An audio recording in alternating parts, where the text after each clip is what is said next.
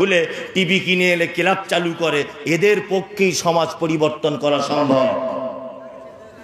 এরা তো সেই যুবক যারা 10 জন মিলে বন্ধু বান্ধব রাত 12টার সময় যুক্তি পরামর্শ করে পোল্ট্রির দোকানদারের দোকান খুলে 5 কেজি মাল কিনে এনে রাতের বেলাতেই গ্যাস ওভেন ভাড়া করে পিকনিক করতে শুরু করে।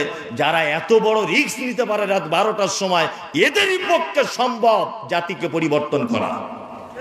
কি বললাম বুঝলেন না? এদেরই পক্ষে সম্ভব। 70 বছর বয়স, 60 বছর বয়স, আপনি বসে থাকুন, আপনার ছেলেকে দায়িত্বটা দেন, আপনি বুদ্ধি পরামর্শ দেন। আপনার কাজের স্পিড কমে গেছে। কি বললাম বুঝলেন? প্রতিটা কাজে যুবক ছেলেদেরকে প্রাধান্য দেন, প্রতিটা কাজে যুবকদের আগিয়ে দেন।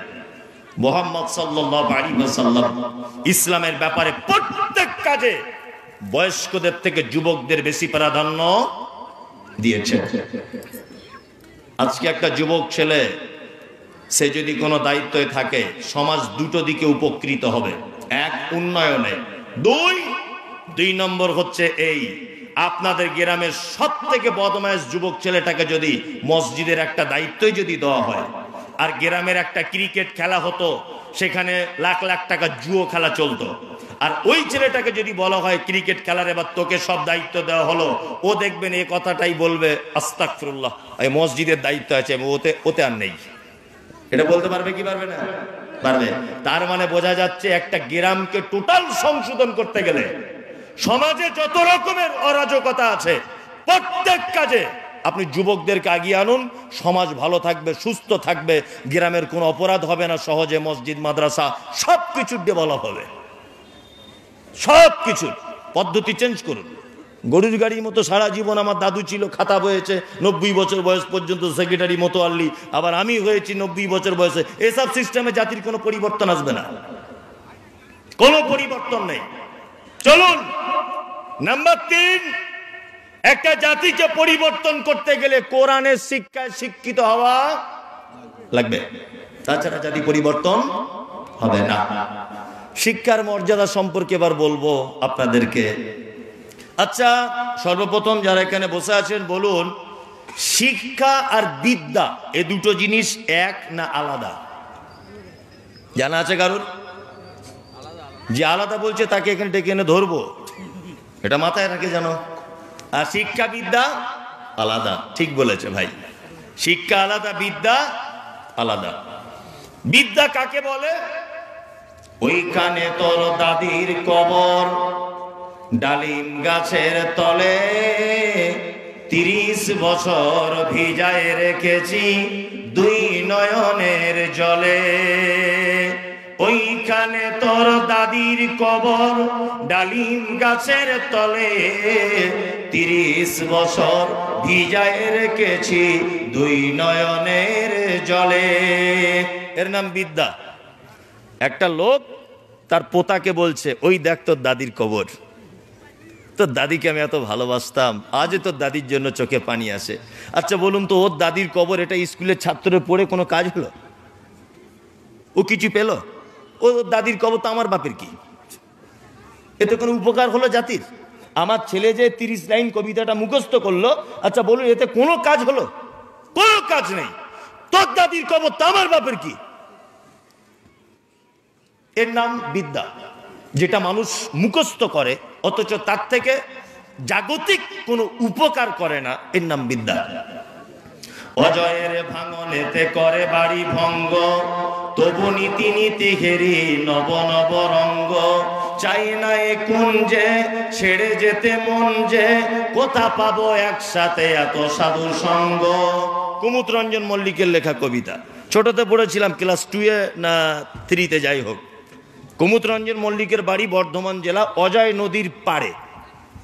তা অজয় নদীর পাড়ে বসবাস করতেন কুমুদ রঞ্জন মল্লিক। তা উনি বলছেন, অজয়ের ভাঙনেতে করে বাড়ি ভঙ্গ, তবু নীতি নীতি ঘেরি নব নব রঙ্গ। চায় না এ কুঞ্জে ছেড়ে যেতে মন যে, কোথা পাবো একসাথে এত সাধু সঙ্গ। প্রত্যেক বছরে অজয়ের বান আসে যখন, তখন আমার ঘর বাড়ি সব ভেঙে তছনছ হয়ে যায়, তবু আমার মন চায় না কলকাতায় বসবাস করতে। হ্যাঁ, গ্রামের মায়া মমতা, কোকিলের ডাক, হ্যাঁ, চাষিদের হো হো সকাল হলেই, সবুজে ঘেরা আমার গ্রাম, এই গ্রামের মহব্বত ছেড়ে আমায় তবুও কলকাতায় যেতে ইচ্ছা করে না। কবিতার মনের একটা ভাব প্রকাশ করেছেন কবিতায়। এতে বলুন তো আপনার ছেলের কোনো উপকার হলো? কোনো উপকার হলো? কিছুই না, বেকারে মুখস্থ করা। আমার মেয়ে স্কুলে পড়ে, বাচ্চা মেয়ে, 3 বছর বয়স, তো ক্লাবে যায়। আমার গাড়ির ড্রাইভারকেও মায়ের সাথে শোনায়, দেখো ও মেয়েকে যখনই ফোনে বলি আম্মু কি শিখলে মা স্কুলে, তা প্রত্যেক দিন একটাই, হাট্টিমা টিম টিম তারা মাঠে পাড়ে ডিম, তাদের খাড়া দুটি শিং। আব্বু এটা খুব ভালো মুখস্থ করে নিয়েছি। তো রাগ করে একদিন বাড়ি গিয়ে চল তো তোদের দিদিমণির কাছে যাই। দিদিমণিকে গিয়ে বলছি, ম্যাম আমার মেয়েকে আপনি কিছু শেখান। তো বলছে আপনার মেয়ে শিখেছে তো, আলহামদুলিল্লাহ খুব ভালো, মুসলিম। কি শিখেছে মা বলো তো? তো বলছে হাট্টিমা টিম টিম তারা মাঠে পাড়ে ডিম, তাদের খাড়া দুটি শিং। আমি বললাম ম্যাডাম হাট্টিমা টিম মানে কি? বুঝি আপনি এত বড় বক্তা, সোশ্যাল মিডিয়া ভাইরাল, হাট্টিমা টিম জানেন না? চিন্তা জানি না তো। তো বলছি ওই তাদের মাঠে পাড়ে ডিম আর তাদের খাড়া দুটি শিং। আচ্ছা ঘোড়ার ডিম তুমিও বোঝো না, কাকে হাট্টিমা টিম বলে তুমিও বোঝো না। আচ্ছা হাট্টিমা টিম শিখে আমার মেয়ের কোনো উপকার হলো? হলো না। এর নাম বিদ্যা। শিক্ষা কার নাম? শিক্ষা হচ্ছে ওইটা যেটা শেখার পরে আপনার ছেলের চরিত্র পাল্টে যাবে, আপনার ছেলের কথা পাল্টে যাবে, আপনার ছেলের চলন পাল্টে যাবে, আপনার ছেলের দেখা পাল্টে যাবে, আপনার ছেলের রুচি পরিবর্তন হবে, আপনার ছেলের পোশাকে পরিবর্তন হবে, আপনার ছেলের বন্ধু পরিবর্তন হবে, আপনার ছেলের খাদ্য রুচি পরিবর্তন হবে। এর নাম শিক্ষা। 30 বছর পড়াশুনো করলো, 20 বছর পড়াশুনো করলো, তবুও ব্যবহার ভালো না, তার মানে ও শিক্ষিত লোক নয়, ও বিদ্বান, ও বিদ্যা অর্জন করেছে, শিক্ষিত না। কি বললাম বুঝলেন? চলুন এবার আর একটা জিনিস আপনাকে বোঝাই। শিক্ষার ওয়াজ ও নসিহত অনেক শুনেছেন, আজকে আমার কাছে শুনুন। আচ্ছা শিক্ষা কয় প্রকারের এটা বলুন? 2 প্রকারের। কয় প্রকার? 2। এক হচ্ছে দ্বীনি শিক্ষা, আর একটা দুনিয়াবি শিক্ষা, তাই না?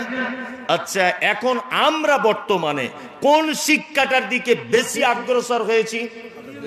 দুনিয়াবি শিক্ষা। এর পিছনেও কারণ আছে, এসব বাস্তব কথা কেউ তুলে ধরে না। আমি বেশি হাদিস কোরআন জানি না, তবে বাস্তববাদী লোক, এটা আপনাকে বলে দিলাম।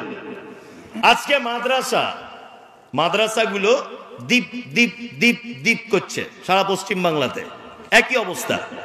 আপনি মিশনগুলো দেখুন, আজকে 2 তলা, কাল 5 তলা, তারপরের দিন ভর্তি ফি 20,000 টাকা ভর্তি ফি, তারপরেও ছাত্র ওখানে ভর্তি করছে। এখানে ফ্রি মাদ্রাসায়, তবুও ছাত্র নাই। কারণ কি বলুন তো? এ দোষ কারণ নয়, এ দোষ সব আমাদের।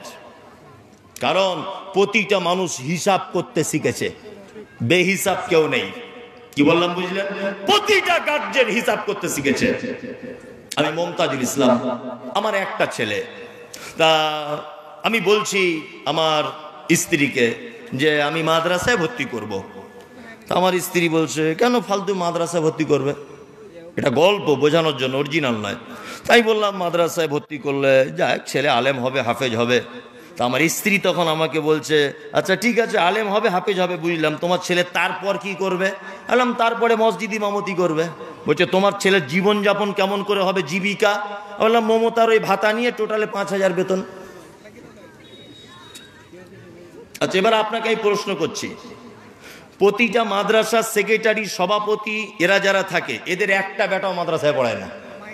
খুব ব্যতিক্রম, বাস্তব কথা। কারণ কি বলুন তো? ওনারা জানে যে মৌলভী সাহেব হলে 5,000 বেতন, ওনার ছেলে পড়ে আলামিন মিশনে। ঠিক বলছি না ভুল বলছি? ওনার ছেলে আলামিন মিশনে পড়ে, ওনার ছেলে তাওহীদ একাডেমিতে পড়ে, ওনার ছেলে অমুক মিশনে পড়ে, ওনার ছেলে মাদ্রাসায় পড়ে না। তা উনি মাদ্রাসা মসজিদকে ভালোবাসে বলি উনি তো এই দায়িত্বে আছেন, তাই না? তা ওনার একটা বেটাকে অন্তত দিক, তবেই তো বোঝা যাবে। শুনুন একটা কথা আপনাকে বলি, প্রতিটা গার্জিয়ান হিসাব করতে শিখেছে। আমি হিসাব করলাম আমার ছেলে মৌলভী সাহেব বলে 5,000 টাকা বেতন পাবে, খুব জোর যদি হয়। আমি তখন আমার স্ত্রীকে বলছি না আমার ছেলে আলামিন মিশনে ভর্তি করতে হবে। আমার গিন্নি বলছে 50,000 টাকা অ্যাডমিশন ফি। বললাম যাক 50,000 টাকা, যদি আমি 10 লাখ টাকার পিছনে খরচা করি, আমার ছেলে যদি ডাক্তার হতে পারে, 4টে রুগী দেখলেই 8,000 টাকা ফি। কেন আমি মাদ্রাসায় দিতে যাবো 10,000 টাকা? 10টা বছর কেন আমি তার নয়নজলিতে ভাসিয়ে দিব? প্রত্যেক গার্জেন হিসাব করছে না?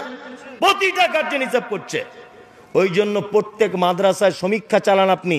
বাঙালের ছাত্র কম, ঝাড়খণ্ড আর বিহারের ছাত্র বেশি। যান সারা পশ্চিম বাংলা সমীক্ষা করেন, বাঙালের ছাত্র কম, বিহার আর ঝাড়খণ্ডের ছাত্র বেশি। তার কারণ কি? তার কারণ বিহার ঝাড়খণ্ড এখনো অর্থনৈতিক দিক দিয়ে অনেক পিছিয়ে। কি বললাম বুঝলেন? অনেক পিছিয়ে। এবং বাঙালের থেকে বিহার ঝাড়খণ্ডের মেয়েদের বাচ্চা কাচ্চা অনেক বেশি। তার আর্থিক সংকট রয়েছে। এখন আল্লাহ তাদেরকে ভালোবাসে না তারা ইসলামকে ভালোবাসে, না আর্থিক সংকটের কারণে যেমন হোক করে সারা বাংলার মাদ্রাসা ওরাই টিকিয়ে রেখেছে। আর আমাদের বাঙালিরা হিসাব করেছে। হিসাব করাটাও বাস্তব। আমি শুধু অবাক হই যে আপনার মসজিদে নামাজ হয় কেমন করে। আপনার লজ্জা শরমও তো থাকা দরকার। 20 লাখ টাকার মসজিদ করেছে আর ইমাম সাহেবের থাকার ঘর সিঁড়ির তলায়, না উঠে দাঁড়ানো যায় না চিত হয়ে শোয়া যায়। অনেক মসজিদ আছে। কত বাস্তব বলছি না? বাস্তব। একটা লোক ইমাম সাহেব মসজিদে দান তুলছে, তখন বলছে, ভাই মার্বেল পাথরটা কে দেবেন? মসজিদে মার্বেল হয়নি, সব কাজ কমপ্লিট। একটা লোক হাত তুলে বলছে, আমি দিয়ে দেবো 5 লাখ টাকা খরচা। 5 লাখ টাকা খরচা, মার্বেল পাথর লাগিয়ে দেবে। কিন্তু ওই লোকটাকে বলুন যে ইমাম সাহেবের বেতন তো 4,000 থাকতে চাইছে না, প্রত্যেক মাসে আপনি 1,000 টাকা করে খুশি করে দেন, ও দিবে না। ও দিবে না। কি বললাম বুঝলেন না? নামাজ হবে তো? নামাজ হবে তো মসজিদে? 5,000 টাকা 6,000 টাকা ইমামের বেতন দিয়ে 24 ঘন্টা ডিউটি, নামাজ হবে? এই কারণে আজকে মাদ্রাসার এই দুরবস্থা। প্রত্যেক গার্জেন পক্ষ মাদ্রাসা মসজিদের শিক্ষকদের বেতনটা যাচাই বাছাই করছে, নিজের ছেলের জীবনের সঙ্গে মেলাচ্ছে। বাস্তব না অবাস্তব বলুন? একদম। এইরকম যদি সমাজ যদি চলতে থাকে, তাহলে ভাববেন আগামী 20 বছরের ভিতরে সারা পশ্চিম বাংলার একটা মাদ্রাসা টিকবে না, সব বন্ধের পথে। মানুষ তো হিসাব করছে। আপনি মানুষকে বোকা বানালে মানুষ বোকা হবে? আমি যতই বলি মাদ্রাসায় ছেলে ভর্তি করো, আরে ভাই মাদ্রাসায় ছেলে ভর্তি করলে জান্নাত পাওয়া যাবে ধরে নেন। দুনিয়াতেও তো কিছু পেতে হবে, কিছু তো পেতে হবে, কিছুই তো নেই। মানুষ হিসাব করতে শিখেছে। আমরা অগ্রসর হয়েছি দ্বীনি শিক্ষা বাদ দিয়ে দুনিয়াবি শিক্ষাতে। তবে যারা গরিব মানুষ, অভাবী মানুষ, আপনারা যারা ছেলেদের মাদ্রাসায় দিয়েছেন, আপনাদের কোনো ঘাবড়াবার দরকার নেই। দুনিয়াতে বেতন একটু কম হলেও আমাদের নবী মুহাম্মদুর রাসূলুল্লাহ সাল্লাল্লাহু আলাইহি ওয়াসাল্লাম বলছেন, একজন কোরআনের হাফেজকে কিয়ামতের দিনে বলা হবে, তুমি কোরআন তেলাওয়াত করো। ও তেলাওয়াত করবে আলহামদুলিল্লাহি রাব্বিল আলামিন। আমাদের নবী বলেন, একটি আয়াত বলার কারণে ওই কোরআনের হাফেজকে একটা মর্যাদার চরম জায়গায় পৌঁছে দেওয়া হবে। আর রহমানির রহিম আর একটা আয়াত যখন বলবে, ও জান্নাতের আর একটা উঁচু জায়গা পাবে। মালিক ইয়াউমিদ্দিন আর একটা উঁচু জায়গায় চলে যাবে। এইভাবে মিনাল জিন্নাতি ওয়ান নাস, তার আয়াত যেখানে শেষ হবে সেইখানে তার থাকার জায়গা হবে। তার মানে বোঝা গেল সারা পৃথিবীতে কোটি কোটি টাকার মালিক যদি লাখ টাকা দিয়ে মসজিদ বানিয়ে দেয়, 1 কোটি টাকা দিয়ে ঈদগাহ বানিয়ে দেয়, 1000 কোটি টাকা দিয়ে বাবরি মসজিদের মতো মসজিদ যদি আবার নির্মাণ করে দেয়, তবুও জান্নাতের ওই জায়গাটায় যেতে পারবে না যে জায়গাটায় আপনার বেটা কোরআনের হাফেজ এবং আলেম হবার কারণে পৌঁছে যাবে। ওই জায়গাটায় পৃথিবীর কেউ কোনোদিন চান্স পাবে না। কে বলেছেন এটা? মুহাম্মদ সাল্লাল্লাহু আলাইহি ওয়াসাল্লাম। নবীজির কথা সত্য, সত্য, সত্য। কেউ চান্স পাবে না জান্নাতের ওই জায়গাটায়, আপনার বেটা চান্স পেয়ে যাবে। শুধু এই নয়, আল্লাহর নবী বলছেন, তুমি কে? বলছে, আমি হলাম কোরআনের হাফেজের বাপ। বিশ্ব নবী বলছেন, আল্লাহ জিজ্ঞাসা করবে, তুমি হাফেজের বাপ, তুমি আলেমের বাপ, এই দিকে এসো। লক্ষ কোটি মানুষ যেদিন এক জায়গায় থাকবে, উঁচু জায়গাতে সেই লোকটাকে তুলে এইরকম সোনার মুকুট পরিয়ে দেওয়া হবে। আর আল্লাহ বলবে, দেখো কিয়ামতবাসী, ও মাস্টারের বেটা, ও অমুকের বেটা, ও তোমার অমুকের বাপ, ও কোটিপতির বাপ, দেখো তোমার মাথা ফাঁকা আছে। আজকে দেখো সোনার মোহর পরিয়ে দেওয়া হলো, নূরের তাজ পরিয়ে দেওয়া হলো। যারা মাদ্রাসায় ছিল তার বাপকে নূরের তাজ পরিয়ে দেওয়া হবে। মুহাম্মদ সাল্লাল্লাহু আলাইহি ওয়াসাল্লাম বলেছেন। এ কি জাতা লোক নাকি এই লোকটা? এর যার বেটা মাদ্রাসায় পড়ে, এ কি জাতা লোক? সাংঘাতিক লোক। মুহাম্মদ সাল্লাল্লাহু আলাইহি ওয়াসাল্লাম তিনি বলেছেন, কিয়ামতের মাঠে লক্ষ কোটি মানুষের মাঝখানে ওকে উঁচু জায়গাতে তুলে তাজ পরিয়ে দেওয়া হবে নূরের। আর ফেরেশতারা আহ্বান করে বলবে, দেখো অন্যান্য বাপেরা, এই দেখো কোরআনের হাফেজের বাপ, এই দেখো আলেমের বাপ। সম্মান সেদিন বেশি হবে না কম হবে? বেশি হবে। বেশি হবে এটা আমরা সবাই জানি, কিন্তু মাদ্রাসায় পড়াবো না, এটা আমরা সবাই জানি, তাই না? হ্যাঁ, এই লাইনে আমি নেই। আপনাকে আমি বলছি সেটা হচ্ছে এই যে আপনার 4টে বেটা, অন্তত 3টে আপনি অন্য জায়গাতে দিলেন, একটা তো অন্তত একটু দিনের শিক্ষা করাবেন। এটা তো উচিত না? চলুন এবার আপনাকে বলে দিচ্ছি আমি দুনিয়াবি শিক্ষার উপকার ও ক্ষতি। এটা বলে দিই। এক, দুনিয়াবি শিক্ষাতে এক জায়গায় উপকার হবে, শুধু দুনিয়াতে। কি বললাম বুঝলেন? শুধু দুনিয়াতে। আর দিনের শিক্ষায় 2 জায়গায় উপকার। এক, দুনিয়াতে উপকার। 2 নম্বরের উপকার আখেরাতে। আপনার স্ত্রী কষ্ট করে মুরগি পোষেছে, ডিমগুলো খাচ্ছে কে? ইমাম সাহেব। কি কম ভাগ্য ব্যাপার? হ্যাঁ, আপনার স্ত্রী দেশি মুরগি খাচ্ছে কে? মমতাজুল ইসলাম। কি 4টিখানি ব্যাপার। আজকে রায়গঞ্জে হোটেলে ভাত খাচ্ছি, ইলিশ মাছ খেলাম। আমি, আমার সঙ্গে একটা আমার মেহমান ছিল, 2 জনা, ইলিশ মাছ দিয়ে ভাত খেলাম। আমি জানি আমি বিল মেটাবো, ভাত খেয়ে হাত ধুচ্ছি, একজন এসে বলছে, হুজুর আমি খুব আপনার ফ্যান, আপনি খুব আপনার ভক্ত, মোবাইলে দেখি, আজকে বিলটা আমি দিই। আমি বলছি দাও। ভাবছে তাহলে দাও। আল্লাহর কসম করে বলছি আপনাকে, গত পরশু দিন একটা শাল কিনতে গেছি। ওই আপনার কি ভিমার্ট নাকি একটা শপিং মল আছে, ভিমার্ট রায়গঞ্জে, ভিমার্ট। তো ওখানে আমি আজ 10 দিন হোটেলে আছি রায়গঞ্জে, এলাকায় প্রোগ্রাম করছি বলে। তো একটা শাল কিনতে গেছি। আমি যে শাল পছন্দ করেছি, শালটার দাম মিনিমাম 6,999 টাকা। এটা আমি পছন্দ করেছি। তা পছন্দ করে যে লোকটা বিল করবে সেই লোকটা বলছে, আপনি মমতাজুল ইসলাম হুজুর তো? ইয়েস, মমতাজুল ইসলাম হুজুর। মনে মনে ভাবছি তাহলে শালের দামটা তুই দে, মনে মনে ভাবছি আর কি। আর কি একেবারে আল্লাহর তরফ থেকে ফায়সালা। ও আমাকে বলছে, হুজুর আমি পয়সা দিয়ে দিচ্ছি, আপনার লাগবে না। আল্লাহু আকবার, এ কেমন? আমি বললাম তাকে 4বার 5বার রিকোয়েস্ট করলাম যে না, আমি আপনার শাল নিব না, আপনি, আপনাকে চিনি না জানি না।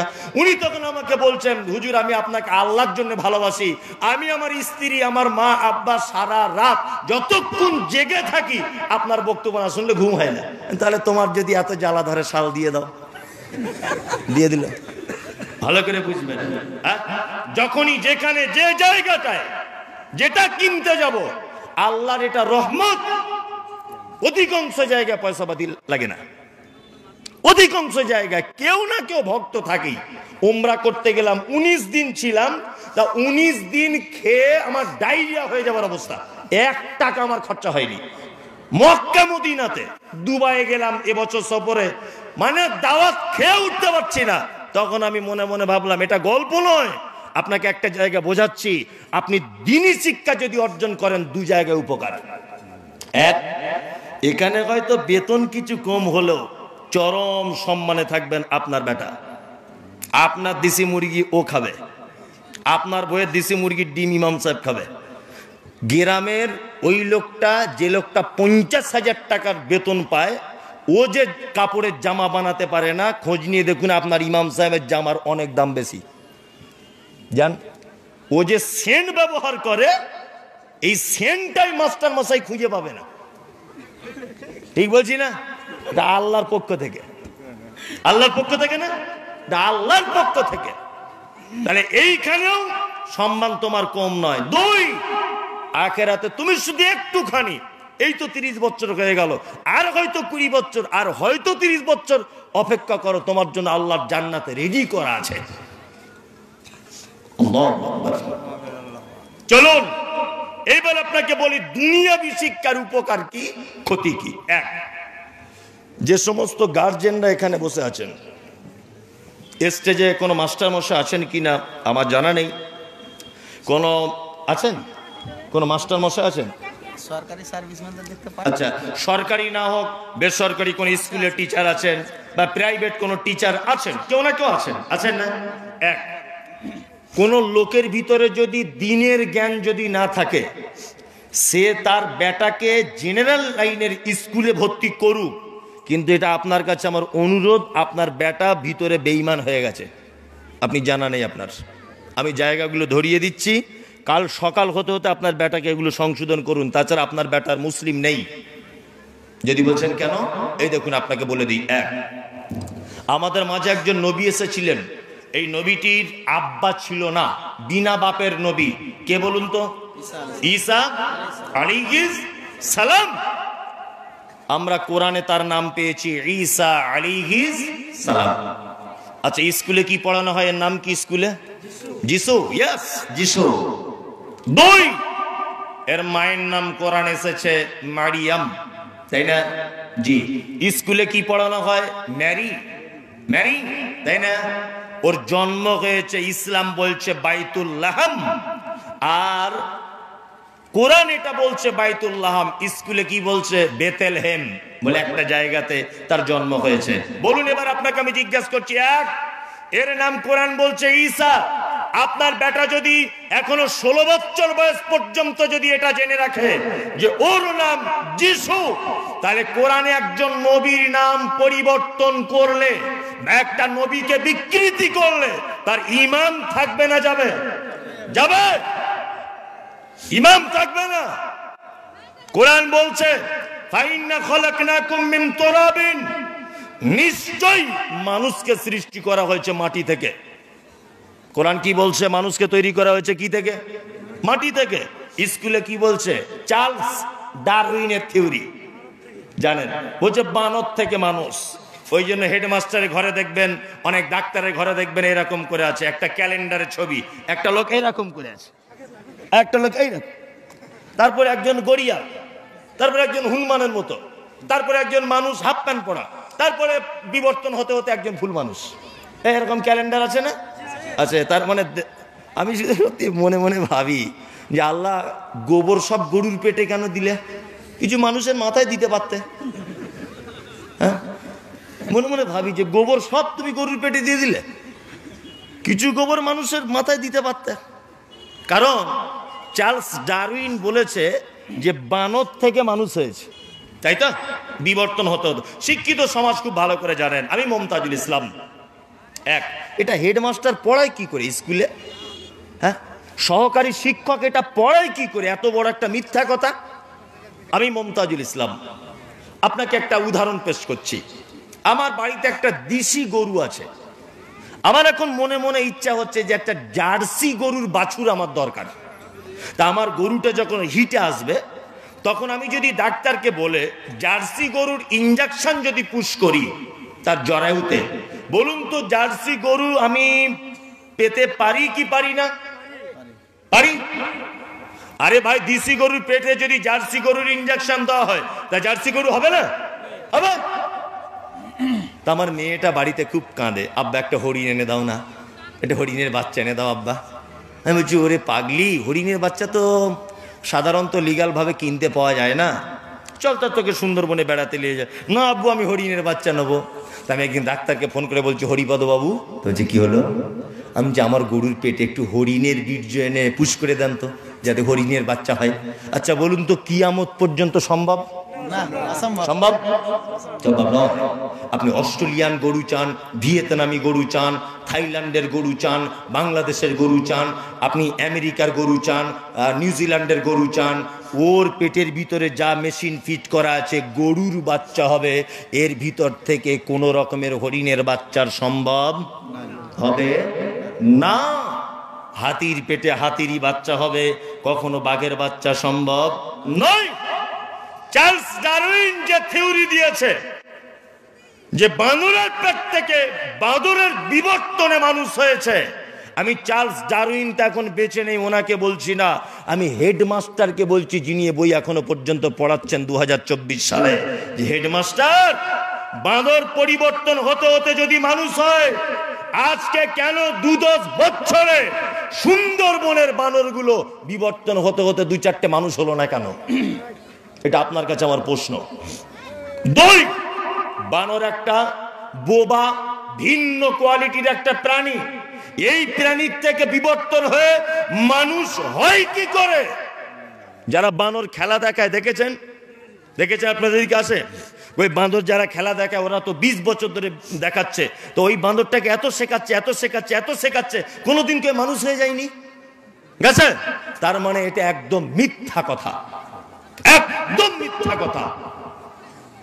বলুন এবার, আপনার বেটা যদি চার্লস ডারউইনের এই থিওরিটা যদি স্কুলে পড়ে আসে যে বানর থেকে মানুষ হয়েছে, আর কোরআন বলছে মাটি থেকে মানুষকে তৈরি করা হয়েছে, কোরআনের সঙ্গে চার্লস ডারউইনের স্কুলের এই সিলেবাস সংঘর্ষ আছে না নেই? আছে। তার মানে বোঝা যায় আপনার বেটার যদি কোরআনের জ্ঞান না থাকে, আপনার বেটা রাতের অন্ধকারে বেঈমানে পরিণত হয়েছে, আর মুসলিম নেই। ওই জন্য বিনীত অনুরোধ, মুহাম্মদ সাল্লাল্লাহু আলাইহি ওয়াসাল্লাম তিনি বলেছেন, তালাবুল ইলমি ফরিজাতুন আলা কুল্লি মুসলিমিন, প্রত্যেক মুসলিম নরনারীর উপরে ইলম অর্জন করা ফরজ, বাধ্যতামূলক, কম্পালসারি, থাকতেই হবে। ইলমে শিক্ষা বলতে এটা নয়, আলেম ওলামারা এটা আপনাকে বুঝায়নি, আমি আপনাকে বলছি শুনে নেন।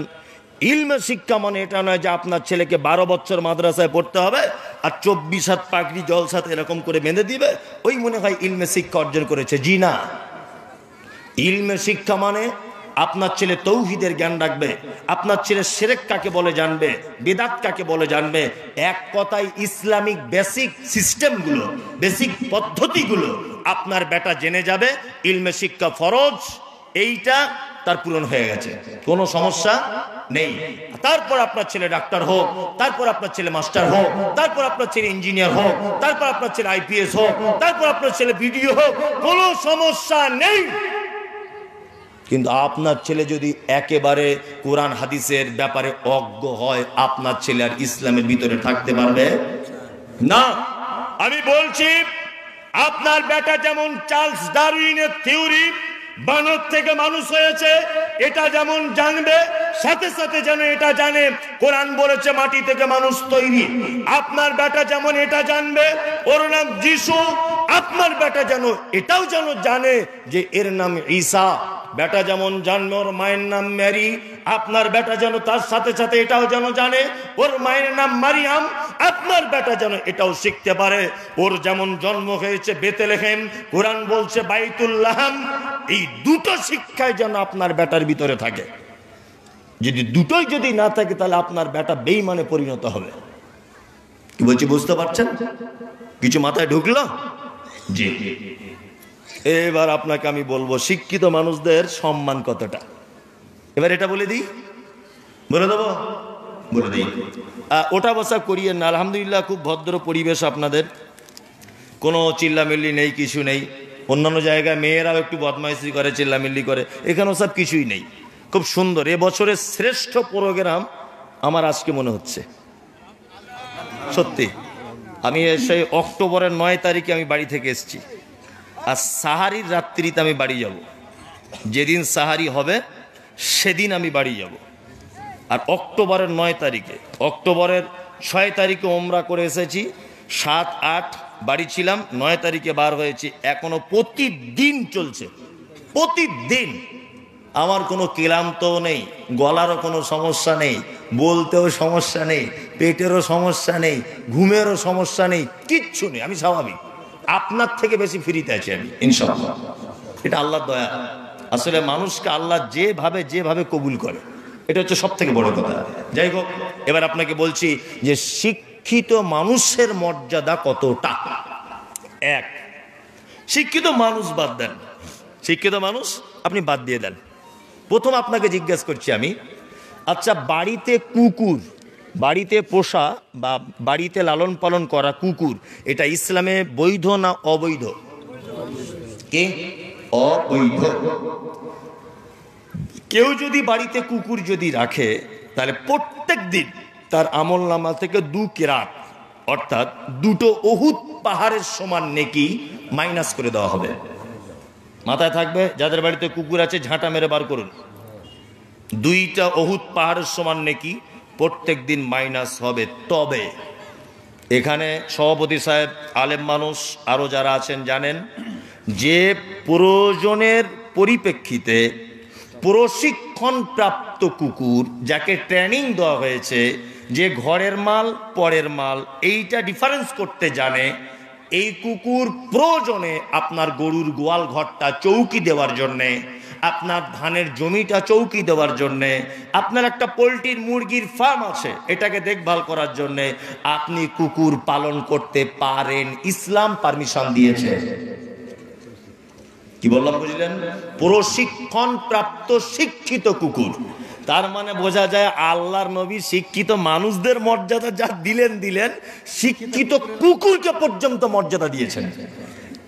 ব্যাপারটা কত ওজনের কথা বললাম, এটা মাথায় ঢুকেছে? শিক্ষিত মানুষের কথাটা বাদ দেন, শিক্ষিত কুকুরকে পর্যন্ত মুহাম্মদ সাল্লাল্লাহু আলাইহি ওয়াসাল্লাম পারমিশন দিয়েছেন। তার মানে বুঝতে পারছেন শিক্ষিত মানুষের কদর কতটা, বুঝতে পারছেন? চলুন কোরআনের ভাষাতে তারপরে আমরা জেনে নেব শিক্ষিত কে। কোরআনের ভাষাতে এক, আল্লাহ তাআলা বলছেন, কুল, নবী আপনি বলে দেন, আল ইয়াস্তাবিল্লাযীনা ইয়ালামুনা ওয়াল্লাযীনা লা ইয়ালামুন, যারা এইটা জানে তারা শিক্ষিত, যারা এটা জানে না তারা শিক্ষিত নয়। তার মানে একটা মানুষের শিক্ষিত কি অশিক্ষিত এই মানদণ্ডটা আল্লাহর দরবারে পবিত্র আল কোরআনের উপরে নির্ভর করা হয়েছে। কি বললাম বুঝলেন? চলুন নাম্বার 2, এবার একটা আয়াত বলছি যে আয়াতে আপনাদের সঙ্গে আমার একটু তর্ক হতে পারে বা আপনি মন খারাপও করতে পারেন। মন খারাপের কিছু নেই, আল্লাহ বলছে, আমি অনুবাদক শুধু অনুবাদ করে দিচ্ছি। এক, আল্লাহ বলছেন কুল, নবী আপনি বলুন, হাল ইয়াস্তাবিল আ'মা ওয়াল বাসীর ওয়াজ যুলুমাতি ওয়ান নূর, নবী আপনি বলে দেন যার চোখ আছে আর যার চোখ নেই এরা দুজন সমান? সমান। নবীজি বলতে চাই, আল্লাহ বলতে চাইছেন যার ভিতরে কোরআনের জ্ঞান আছে, দ্বীনের জ্ঞান আছে, ও চোখওয়ালা লোক, আর যার দ্বীনের জ্ঞান নেই, কোরআনের জ্ঞান নেই, ও অন্ধ লোক। এটা কি কোরআনে আছে? এটা কে এখানে হাফেজ কেউ আছেন? এটা আছে কোরআনে? কুল হাল ইয়াস্তাবিল আ'মা ওয়াল বাসীর ওয়াজ যুলুমাতি ওয়ান নূর, কোরআনে আছে কেউ হাফেজ? এই ইউটিউবার হাফেজ কে? এই যে ইউটিউবারটা হাফেজ সাহেবটা কই? এই নাসিরউদ্দিন কই? তুই দাঁড়া, ওঠ। আছে কোরআনে, আছে তো? হ্যাঁ আছে। এই জায়গা এই আয়াতটা একটু ব্যাখ্যা কড়া করে করবো তো, ওই জন্য সার্টিফিকেট নিয়ে নিলাম।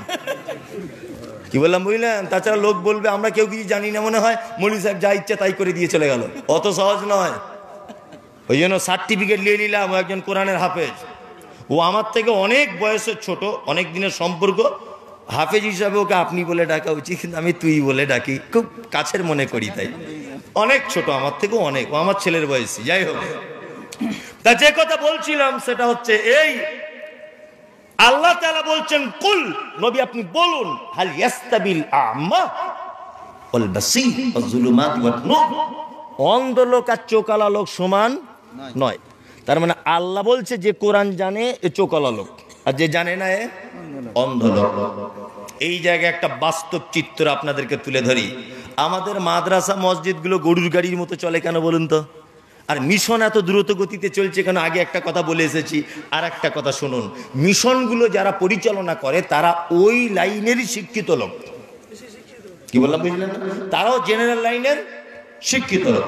আর আমাদের মাদ্রাসা মসজিদগুলো যাদের দায়িত্ব দেওয়া হয়, বলতে কষ্ট হচ্ছে তবুও বলছি, এর অধিকাংশ লোক যারা দায়িত্বে থাকে তারা হাদিস কোরআনের কোনো জ্ঞান রাখে না। আর আল্লাহর ভাষা হচ্ছে এই, যার ভিতরে দ্বীনের জ্ঞান নেই এ অন্ধ। তার মানে অন্ধ লোককে দিয়ে জাতি সঠিক রাস্তা পেতে পারে কে? না।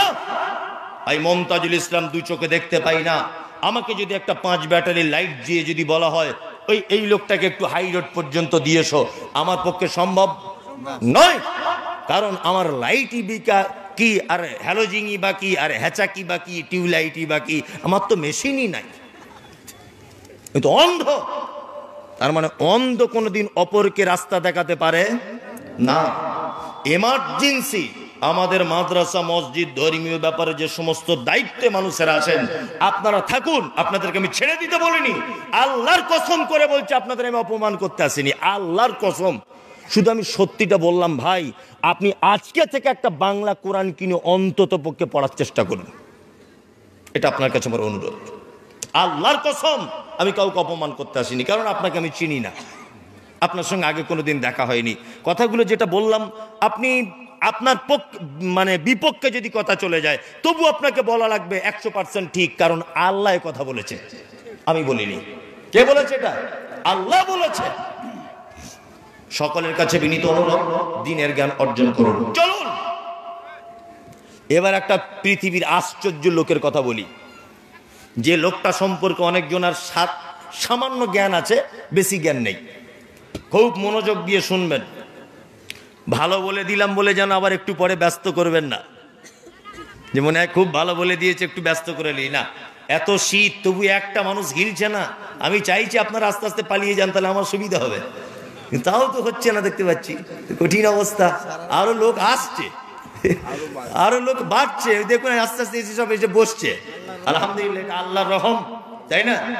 আর মাদ্রাসার প্রতি ভালোবাসা। আমি মমতাজুল ইসলাম, আমার কোনো দাম নেই, শুধু কোরআনের দাম। কোরআনের মজলিসে মানুষ আসছে, আলহামদুলিল্লাহ। আল্লাহ যারা বসে আছে, তুমি সকলকে ক্ষমা করে দাও, বলুন আমিন। আমিন। আল্লাহর নবী সাল্লাল্লাহু আলাইহি ওয়াসাল্লাম তিনি বলেন, রাতের 3য় অংশে আল্লাহ সুবহানাহু ওয়া তাআলা একদম শেষ আসমানে নেমে এসে বলে, কে আছো? অপরাধ করেছো, বলো, তোমার অপরাধ ক্ষমা করে দেব। কে আছো? মা হতে পারিনি, আমার কাছে চাও, আমি তোমার সন্তান দেব। কে আছো? ঋণ হয়েছে, আমাকে বলো, আমি তোমার ঋণ পরিশোধ করে দিব। কে আছো? বেটা অসুস্থ, আমাকে বলো, আমি তোমার বেটাকে সুস্থ করে দিব। আল্লাহ সুবহানাহু ওয়া তাআলা বান্দাকে ডেকে বলে, কে আছো? আমাকে ডাকো। গভীর রাত হয়ে গেছে, রাত্রি 12টা, মানে শীতকাল। আমরা একবার আল্লাহকে মাঝখানে ডেকে দিই, আল্লাহ যারা আমরা এখানে বসে আছি, তুমি আমাদেরকে একটু ক্ষমা করে দাও। আমিন। তোমার দরজায় ক্ষমা পাওয়া খুব সহজ, পৃথিবীর মানুষের কাছে ক্ষমা চাওয়া খুব কঠিন, খুব কঠিন। তুমি ক্ষমা করে দিতে পারো, তাই না? বলুন একবার আমিন। আমিন। আমিন। যারা আমাদের কাছ থেকে চলে গেছে, তুমি তাদেরকেও ক্ষমা করে দাও। আমিন। পৃথিবীর এবার একটা আশ্চর্য লোকের কথা বলছি, শুনে যান। এক, যারা জেনারেল শিক্ষিত লোক, তারা জানেন যে দক্ষিণ আফ্রিকাকে বলা হয় দুর্ভিক্ষের মহাদেশ। দক্ষিণ আফ্রিকাকে বলা হয়। আর এই দক্ষিণ আফ্রিকাতে একটা শহর আছে, তার নাম হচ্ছে হাবাসা, বর্তমানে যার নাম হচ্ছে ইথিওপিয়া। ইতিহাস বলছে আপনাকে, ইথিওপিয়া যার নাম। এই ইথিওপিয়াতে খুব গ্রাম্য এলাকাতে একটা লোকের জন্ম হয়েছিল, তার নাম হচ্ছে লোকমান হাকিম। নাম শুনেছেন? লোকমান হাকিমের শারীরিক গঠন সম্পর্কে তাফসীর ইবনে কাসিরে আল্লামা ইবনে কাসির তিনি তাফসীর করতে গিয়ে বলেছেন যে লোকটা ছিল আলকাতরার মতো কালো, কুচকুচ কুচকুচ কুচকুচ কুচকুচি লোক, আলকাতরার মতো। দুই, আফ্রিকার লোক মানে আপনারা জানেন, ঠোঁট দুটো নিচের দিকে ঝোলা আর মোটা মোটা ঠোঁট, আর চুলগুলো পাখির বাসার মতো, তাই না? খুব কালো। আচ্ছা, পবিত্র আল কোরআনে সূরা লোকমান বলে একটা সূরা আছে না নেই? আছে। এখান থেকে একটা শিক্ষা গ্রহণ করে নেন, এটাও জেনে রাখা ভালো হবে। তার মানে কোনো মানুষের সম্মান তার বংশের কারণে হয় না, কোনো মানুষের সম্মান তার রূপের কারণে হয় না, কোনো মানুষের সম্মান তার অর্থের কারণে হয় না। মানুষের সম্মান বাড়ে তার যোগ্যতা, তার শিক্ষা, তার জ্ঞানের কারণে। এই জন্যে লোকমান হাকিম ছিল একজন ছুতোর মিস্ত্রি, অর্থাৎ ফার্নিচারের মিস্ত্রি। তিনি বাল্যকালে ছিলেন একদম মানে কি বলে, ওই আপনার বকরি চড়াতেন, বুঝলেন? মেষ চড়াতেন, তিনি ছাগল চড়াতেন, এই কাজ করতেন। কিন্তু আল্লাহ সুবহানাহু ওয়া তাআলা লোকমান হাকিমের জ্ঞানকে পবিত্র আল কোরআনে তুলে এনে উনার নামে একটা সূরা পর্যন্ত অবতীর্ণ করে দিয়েছেন। আল্লাহ, কি জ্ঞান মানুষ! লোকমান হাকিম কেমন জ্ঞানী ছিল আপনাকে একটা কথা বলি। লোকটি কেমন ছিল? হঠাৎ করে লোকমান হাকিম মেষ চড়িয়ে অর্থাৎ ছাগল চড়িয়ে বাড়ি চলে এসেছেন। বাড়ি এসে বসেছেন লোকমান হাকিম, তার মালিকের সামনে ছাগলের হিসাব দিচ্ছেন। আজকে 20টা ছাগল নিয়ে গেছিলাম, এই দেখুন আপনার 20টা ছাগল। লোকমান হাকিম তখন বলছে, এই মালিক তখন বলছে, লোকমান আজকে একটা সুন্দর ফুটফুটে ছাগল জবাই করো। লোকমান হাকিম জবাই করলেন, মাংসটা রান্না করলেন। রান্না করার পরে মালিক বলছে, লোকমান বকরির দেহের সব থেকে উৎকৃষ্ট 2টো অংশ আমাকে দাও প্লেটে করে, আমি খাবো। লোকমান হাকিম দিলেন জিভ আর হৃৎপিণ্ড। বকরির এই 2টো অঙ্গ দিলেন প্লেটে করে। বক্তব্যটা খুব মনোযোগ দিয়ে শোনার চেষ্টা করবেন। হৃৎপিণ্ড দিলেন। লোকমান হাকিম খাচ্ছেন খুব মজা করে, আর লোকমান হাকিমের মালিক খাচ্ছেন মজা করে, আর বলছেন, লোকমান তাহলে এই দুটোই দেহের ভিতরে সব থেকে উন্নত মানের 2টো জিনিস? তখন লোকমান বলছে, হ্যাঁ। আরো কিছুদিন চলে গেল, লোকমান আবার বলছেন, যাবো না, আজকে কি আবার বকরি জবাই করব? বলছে, আজকে আবার বকরি জবাই করো। তা বকরি জবাই করেছে আবার। তখন লোকমান হাকিমের মনিব বলছে, লোকমান আগের দিনে বলেছি বকরির 2টো উৎকৃষ্ট অঙ্গ প্লেটে করে আমাকে দাও, আর আজকে তোমাকে বলছি বকরির সব থেকে নিকৃষ্ট 2টো অঙ্গ প্লেটে করে আমাকে দাও। লোকমান হাকিম সেই দিনও নিকৃষ্ট হিসেবে বিবেচনা করলেন জিভ আর হৃৎপিণ্ড। তখন মালিক রেগে গিয়ে বলছেন, কি ব্যাপার লোকমান, আগের দিনে বললে ভালো আর আজকে বললে নিকৃষ্ট। তখন লোকমান বলছেন, মালিক শুনুন, পৃথিবীর কোনো মানুষের যদি এই 2টো জিনিস খারাপ হয়ে যায় তাহলে সে খারাপ, কোনো মানুষের যদি এই 2টো জিনিস ভালো থাকে তাহলে সে ভালো। সারা পৃথিবীতে যত বিপর্যয় হয়েছে সব কিছু হয়েছে এই কারণে, জীব আর এই মন, তাই না?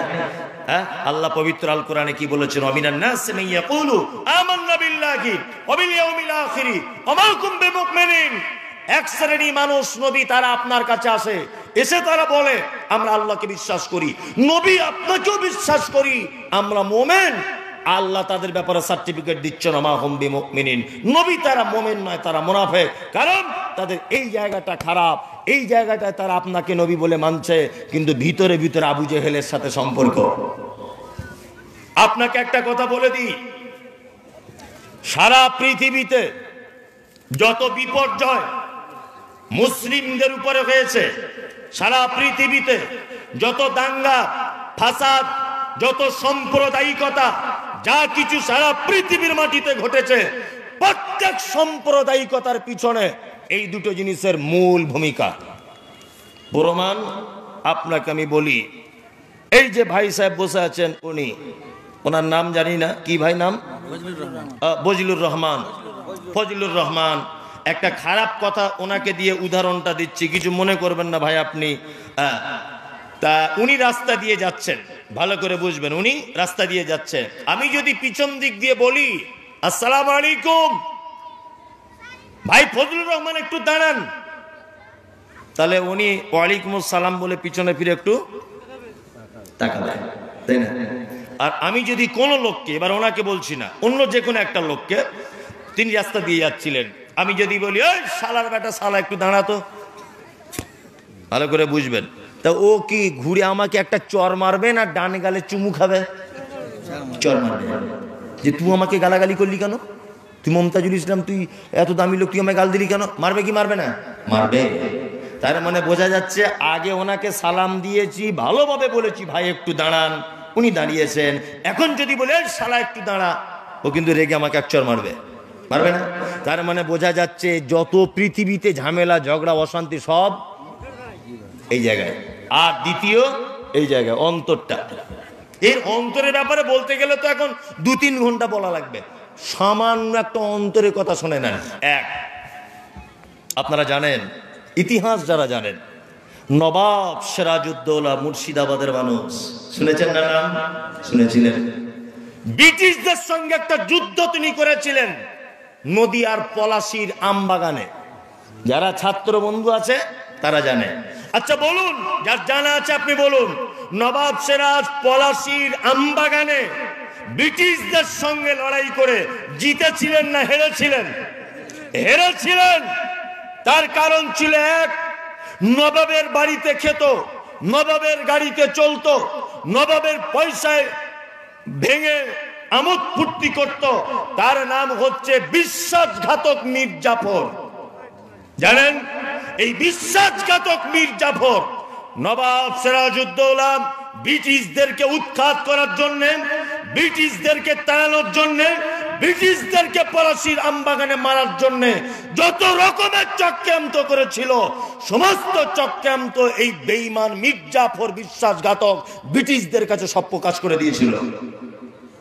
এই জন্য প্রথমে নবাব সিরাজ যুদ্ধতে ভালো ফল করলেও শেষ পর্যায়ে এসে ব্রিটিশদের কাছে হেরে বাড়ি চলে আসতে হয়েছিল লাল পতাকা নিয়ে।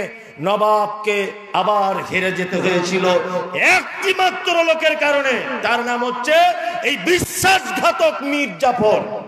আজও আমাদের দেশের মাটিতে, আজও পর্যন্ত আমাদের এই রাজ্যতে, আজও পর্যন্ত আপনাদের এই গ্রামে ছোটখাটো যত বিপর্যয়, যত অশান্তি, যা কিছু হয়, এর পিছনে প্রত্যেক কারণে একটা করে এই মীর জাফর কোয়ালিটির লোক থাকে, যাদের অন্তরে একরকম আর মুখে আর একরকম।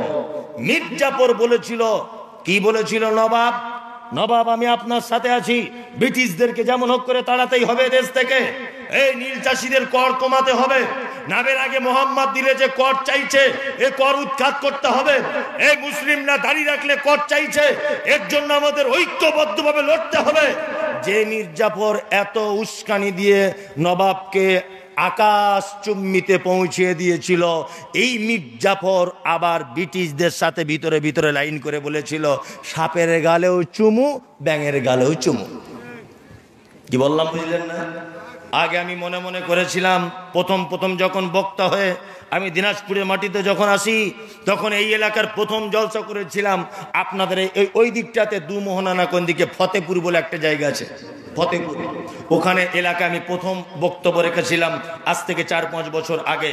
বক্তব্যের আমার বিষয় মনে আছে, ভারতবর্ষে মুসলমানদের অবদান। সোশ্যাল মিডিয়াতে দেখেছেন, ওয়াকফ সম্পত্তির ব্যাপারে আমার বক্তব্য রাখা আছে। দেখবেন সোশ্যাল মিডিয়াতে বাবরি মসজিদের সত্য ইতিহাস তুলে ধরা আছে। আর আমি বক্তব্য রেখেছিলাম, ডাক্তার জাকির নায়েককে দেশ থেকে তাড়ানো হলো কেন? প্রথম ভেবেছিলাম যে ডাক্তার জাকির নায়েককে দেশ থেকে তাড়ানো হয়েছিল মনে হয় সরকারি কোনো চক্রান্তের কারণে। কিন্তু এখন আমি সমস্ত কিছু চিন্তা ভাবনা করে, সমস্ত কিছু গবেষণা করে, সোশ্যাল মিডিয়া বিভিন্ন জায়গা থেকে সঠিক সূত্রে জেনে আমি বুঝতে পেরেছি, ডাক্তার জাকির নায়েককে এই দেশ থেকে তাড়াবার জন্য অমিত শাহর যে অবদান নেই, নরেন্দ্র মোদীর যে অবদান নেই, দিলীপ ঘোষের যে অবদান নেই, সেই অবদান রয়েছে পাঞ্জাবিওয়ালা, টুপিওয়ালা, দাড়িওয়ালা, বড় পাগড়িওয়ালা কিছু নামধারী মুসলমানের, যারা বেদাত মাজারের সঙ্গে যুক্ত, তাবিজ কবজের সঙ্গে যুক্ত। এই সমস্ত নামধারী মুসলিমরা ডাক্তার জাকির নায়েককে দেশ থেকে তাড়াবার সব থেকে বড় চক্রান্ত করেছিল। কি বললাম বুঝলেন? সর্বপ্রথম পশ্চিম বাংলার মাটিতে ডাক্তার জাকির নায়েক কাফের, এই ফতোয়া দিয়েছিলেন দেওবন্দি একজন আলেম, আমি তার নাম বলবো না, তিনি একজন আলেম, বই পর্যন্ত লিখেছিলেন ডাক্তার জাকির নায়েক কাফের। কি বললাম বুঝলেন? ইস ঘর মে আগ লাগি হ্যায় ঘর হি কি চিরাগ সে, এই বাড়িতে আগুন লেগেছে, অন্য কেউ লাগাতে আসেনি, শ্যাম, রাম, চ্যাটার্জি, ব্যানার্জি, মুখোপাধ্যায়, চট্টোপাধ্যায় এরা লাগাতে আসেনি, লেগেছে কিছু নামধারী এই মুনাফিক মুসলমানদের কারণে। যত জায়গাতে ক্ষতি হয়েছে। কি বললাম বুঝলেন? লোকমান হাকিম, যে কথা বলতে বলতে আপনাদের এখানে এসেছি, এত দূর পর্যন্ত পৌঁছে গেলাম। আমি সেই লোকমান হাকিম তার বেটাকে কয়েকটা শিক্ষা দিচ্ছেন। একটু পানি আছে কি? দেন তো, দেন। গরম লাগবে না, ঠান্ডা দেন। গরম পানি খেলে তৃপ্তি হয় না, তাই না? বিসমিল্লাহ।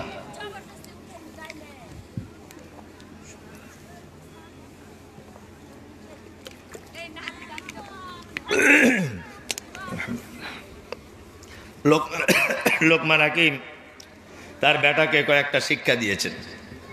আমি কি সেই শিক্ষাগুলো আপনাদেরকে বলবো? আপনারা বাড়িতে গিয়ে আপনার স্ত্রী, আপনার বেটা বেটিকে এই কথাগুলি বলে দেবেন ইনশাল্লাহ। কারা কারা বলবেন দায়িত্ব সহকারে হাত তুলুন। দায়িত্ব সহকারে, বক্তব্যের সঙ্গে যেন মুনাফিকি না হয়। ইনশাল্লাহ বলে দেবো বাড়িতে, ইনশাল্লাহ ইনশাল্লাহ। লোকমান হাকিম সর্বপ্রথম তার বেটাকে বলছেন কি, وَإِذْ قَالَ لُقْمَانُ لِابْنِهِ وَهُوَ يَعِظُهُ يَا بُنَيَّ لَا تُشْرِكْ بِاللَّهِ إِنَّ الشِّرْكَ لَظُلْمٌ عَظِيمٌ। লোকমান হাকিম আল্লাহ এর এই শিক্ষাটাকে এত পছন্দ করেছে যে আল্লাহ লোকমান হাকিম তার বেটাকে উপদেশ দিচ্ছে, সেই উপদেশটা কোরআন মাজিদে নোট করে দিয়ে বলেছেন। লোকমান হাকিম প্রথম উপদেশ দিচ্ছেন কি, বেটা তোমাকে মেরে ফেলুক, হত্যা করে দিক, তোমাকে জ্বালিয়ে দিক, পুড়িয়ে দিক, তুমি কখনো যেন আল্লাহর সাথে কাউকে শরিক করে দিবে না, তাই না? আচ্ছা, এইখানে একটা কথা আমি বলবো, আর একটা ভিন্ন কথা। এই কথাতে আপনাদের সঙ্গে আমার একমত নাও হতে পারে, অনেক আলেমদের সঙ্গে নাও হতে পারে। এক, পবিত্র আল কোরআনে এসেছে ওয়াতাসিমু বিহাবলিল্লাহি জামিআন ওয়ালা তাফাররাকু, তাই না? আল্লাহ বলছে যে তোমরা আমার রশিটাকে, অর্থাৎ আমার দ্বীনটাকে মজবুত করে ধরো, তোমরা বিভিন্ন দলে বিভক্ত হয়ে যেও না। এটা কোরআন মাজিদে আছে না নেই? কিন্তু আমাদের দল আছে না নেই? আছে।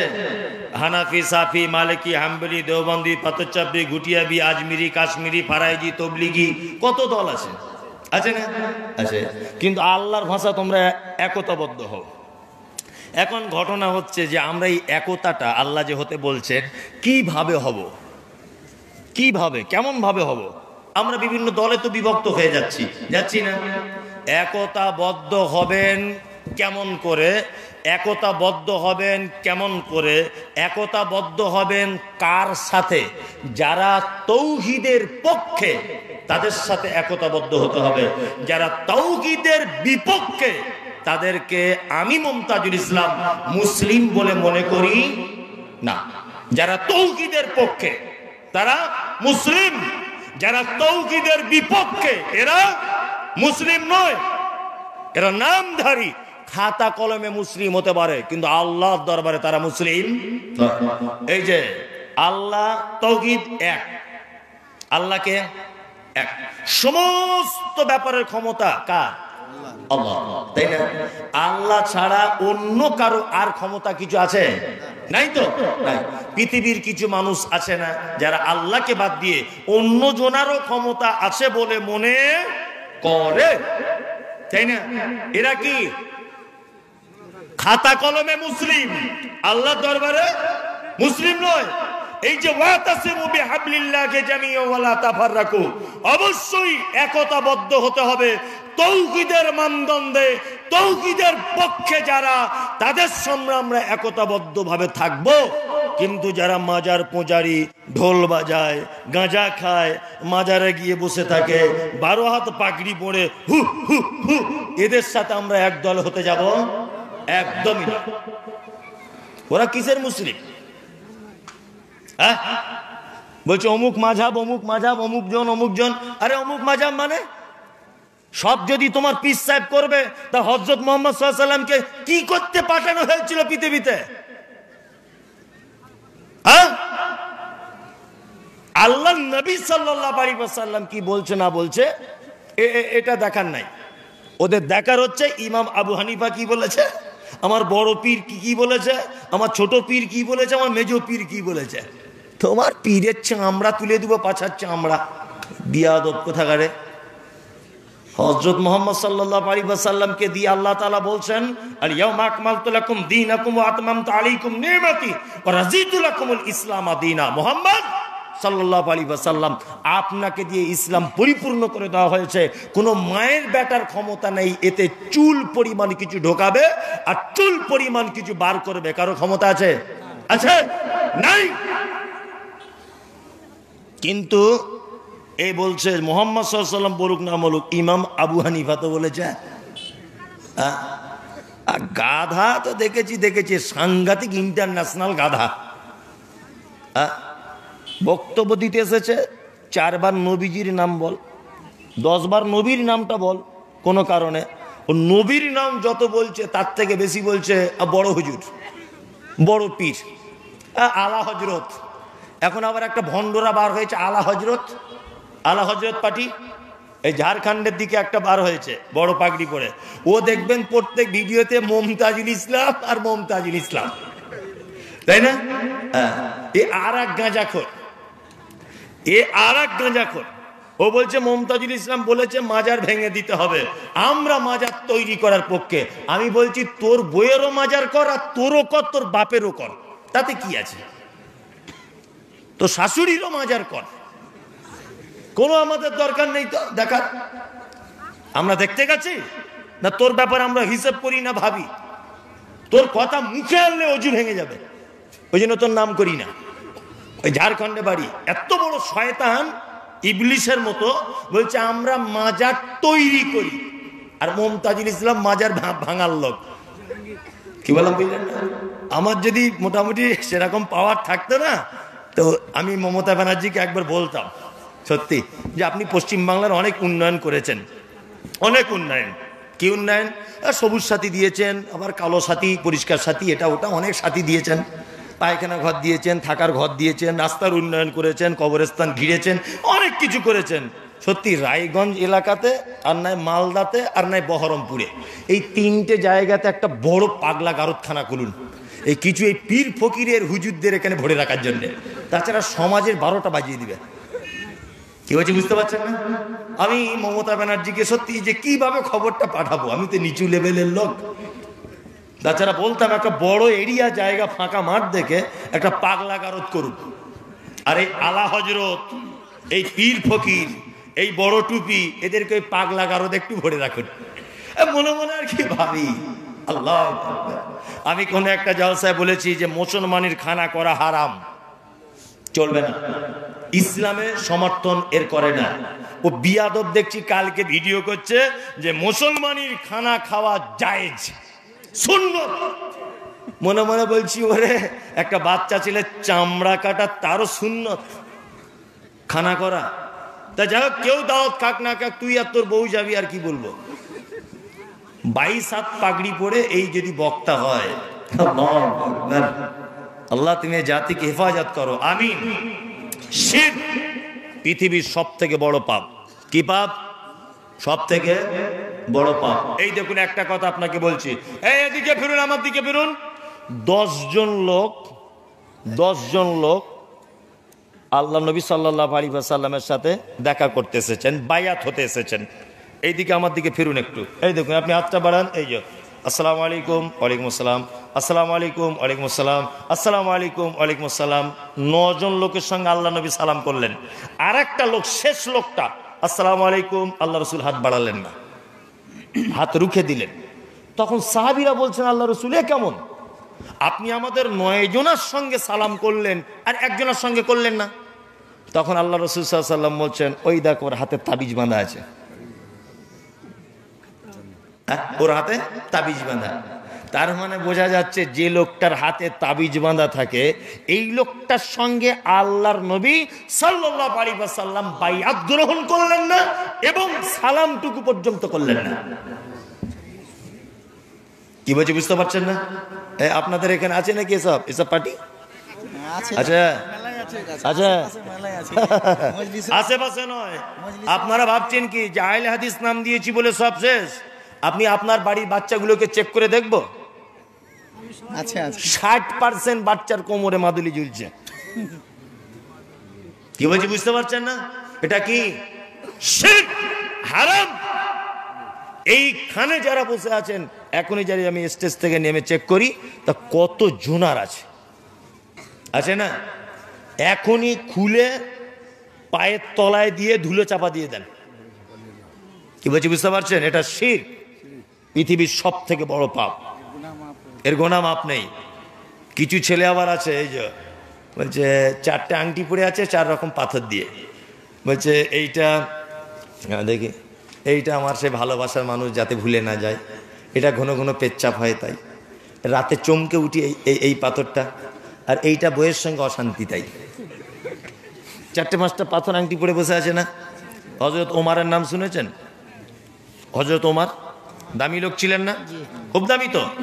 পৃথিবীতে কয়েকটা জিনিস ডাইরেক্ট জান্নাত থেকে এসেছে, নাম জানেন? 1, হাজির আসওয়াদ। হাজি সাহেব কেউ আছেন?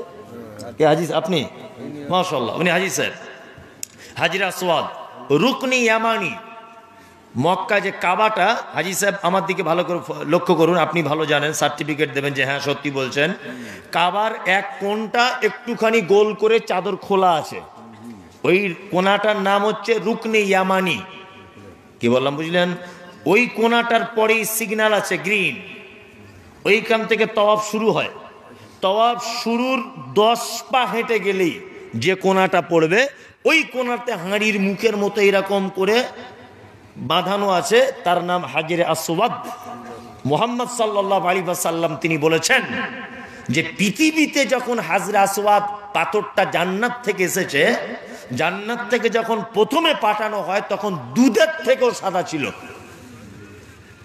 কিন্তু আদম সন্তান পাপের বোঝা নিয়ে চুমু খেতে খেতে তাকে কালো কয়লার মতো করে দিয়েছে। একটা কথা বলে রাখছি, বুড়ো বয়সে হজে যাবেন না। কি বললাম বুঝলেন? আমরা ইন্ডিয়ার মানুষ ভাবি যে হজ ফরজ হওয়ার একটা শর্ত মানে বুড়ো হওয়া, একদম না। বুড়ো বয়সে হজে গেলে কোনো তৃপ্তি আপনি পাবেন না। মোটামুটি হজে যেতে পারবেন যেন 2-4 জন লড়াই করলে আপনি একাই যেন সামাল দিতে পারেন, তাহলে যাবেন হজে, মানে তাই না? হজরে আসওয়াদে যখন চুমু খেতে, এই দিনাজপুরে আপনাদের পাশের এখানকারই 2-3 জন লোক, 2-3 জন লোক আমার সঙ্গে গিয়েছিল। আমি তো প্রায় 2-4 মাস পর পরে ওমরা হজে লোক নিয়ে যাই, তা 40 জন নিয়ে গেছিলাম। আপনার দিনাজপুরে অনেকজন ছিল। এই কালকে 3 জন পাসপোর্ট জমা দিল কিষানগঞ্জের এখানে। যাই হোক, তা যখনই যাই নিয়ে যাই, তা হাজরে আসওয়াদে চুমু খেতে আপনি যাবেন? হ্যাঁ, দক্ষিণ আফ্রিকা, ওই আপনার নাইজেরিয়ানের পুরুষ মানুষের কথা বাদ দেন, ওরা মেয়ে ছেলেরা যা আপনাকে ঠেলা মারবে, আপনাকে 30 ফুট দূরে সরিয়ে দিবে। ওদের মেয়ে ছেলেদের গায়ে যা ক্ষমতা, ঠিক বলছি না? হ্যাঁ, আপনার কি বলবো, একটা লোক আমার এই জায়গাটা যতটা, একটা লোকের এই জায়গাটা তার থেকে বেশি, আর সেই লম্বা, মানে এইরকম যখন গুঁতা মারছে না, তা আমার মতো মমতাজুল, আল্লাহু আকবার, মিনিমাম কতবার যে চান্স লাগিয়েছি, মানে এক বিদ্যার কারণ আর হলো না, ঠেলে ফেলে দিল। মানে আপনি যে চুমু খাবেন, পিছনে এরকম 600 জন চাপ মারছে। এইসব ঠিক বলছি না? আলহামদুলিল্লাহ আমি 2 বার এবারে গিয়ে চান্স পেয়েছি, 2 বার চুমু খেয়ে এসেছি একই দিনে। আমিও 2 বার একই দিনে 2 বার, মানে মরণপূর্ণ অবস্থা। যাই হোক, এই পাথরটা জান্নাতের পাথর। এইবার আপনাকে যেটা বলছি, হযরত ওমর হজ করতে গেলেন, হজ করে এই যে কাবা শরীফে এরকম ভাবে দাঁড়িয়ে আছেন হযরত ওমর, এরকম করে, ঠিক এইভাবে হাজরে আসওয়াদের দিকে এরকম আঙ্গুল দিয়ে বলছে, হাজরে আসওয়াদ, আমি ওমর বলছি কোশ্চিন কালো তোমাকে চুমু খেতাম না, কারণ তুমি পাথর, তুমি আমার কোনো উপকার করতে পারো না, তুমি আমার কোনো ক্ষতি করতে পারো না, কিন্তু আমি ওমর শুধু তোমাকে চুমু খাচ্ছি এই কারণে আমাদের নবী মুহাম্মদ সাল্লাল্লাহু আলাইহি ওয়াসাল্লাম চুমু খেয়েছিলেন তাই। তার মানে বোঝা যায় জান্নাতের পাথর সম্পর্কে হযরত ওমর বলছে মানুষের ভালো মন্দ কিছু করে দিতে পারে না। জান্নাতের পাথর যদি ভালো মন্দ করে দিতে না পারে, তা অষ্টধাতু, নবম ধাতু, পঞ্চম ধাতু, ষষ্ঠম ধাতু ও তোমায় কিছু করতে পারে? কি পারে? ওইটা খুলে আপনার ছেলেকে বলবেন ওতে পেচ্ছাপ করে দে, কোনো কাজ নেই। কি বললাম বুঝলেন? ওইসব আংটি ফাংটি যা আছে খুলে ওই বল পেচ্ছাপ করে দে, কিচ্ছু উপকার করতে পারে না। শিরক পৃথিবীর সব থেকে বড় পাপ। একটা কথা আপনাকে আরো বলি, বুঝতে সুবিধা হবে। 2, আপনার স্ত্রী খুব সুন্দরী, আপনার স্ত্রী খুব সুন্দরী।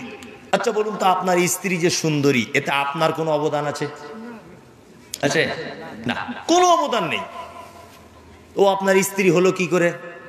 আপনি মোহর দিয়েছেন 10,000, কানের একটা ফুল দিয়েছেন, আর একটা লাল বেনারসি শাড়ি কিনে দিয়েছেন, দিয়ে আপনার বউ হয়ে গেছে, তাই না? ইমাম সাহেবকে দিয়ে বিয়ে পড়িয়ে নিয়েছেন। এখন আপনার ওই বউকে রেখে দিল্লিতে কাজ করতে গিয়েছিলেন। 6 মাস পরে যখন বাড়ি আসছেন, আপনি 6 মাস ছিলেন না বলে আপনার সুন্দরী বউটা আপনার ছোট ভাইয়ের সঙ্গে একটু লটর পটর করে সম্পর্ক, প্রেম ভালোবাসা হয়ে গেছে। আজকাল হচ্ছে।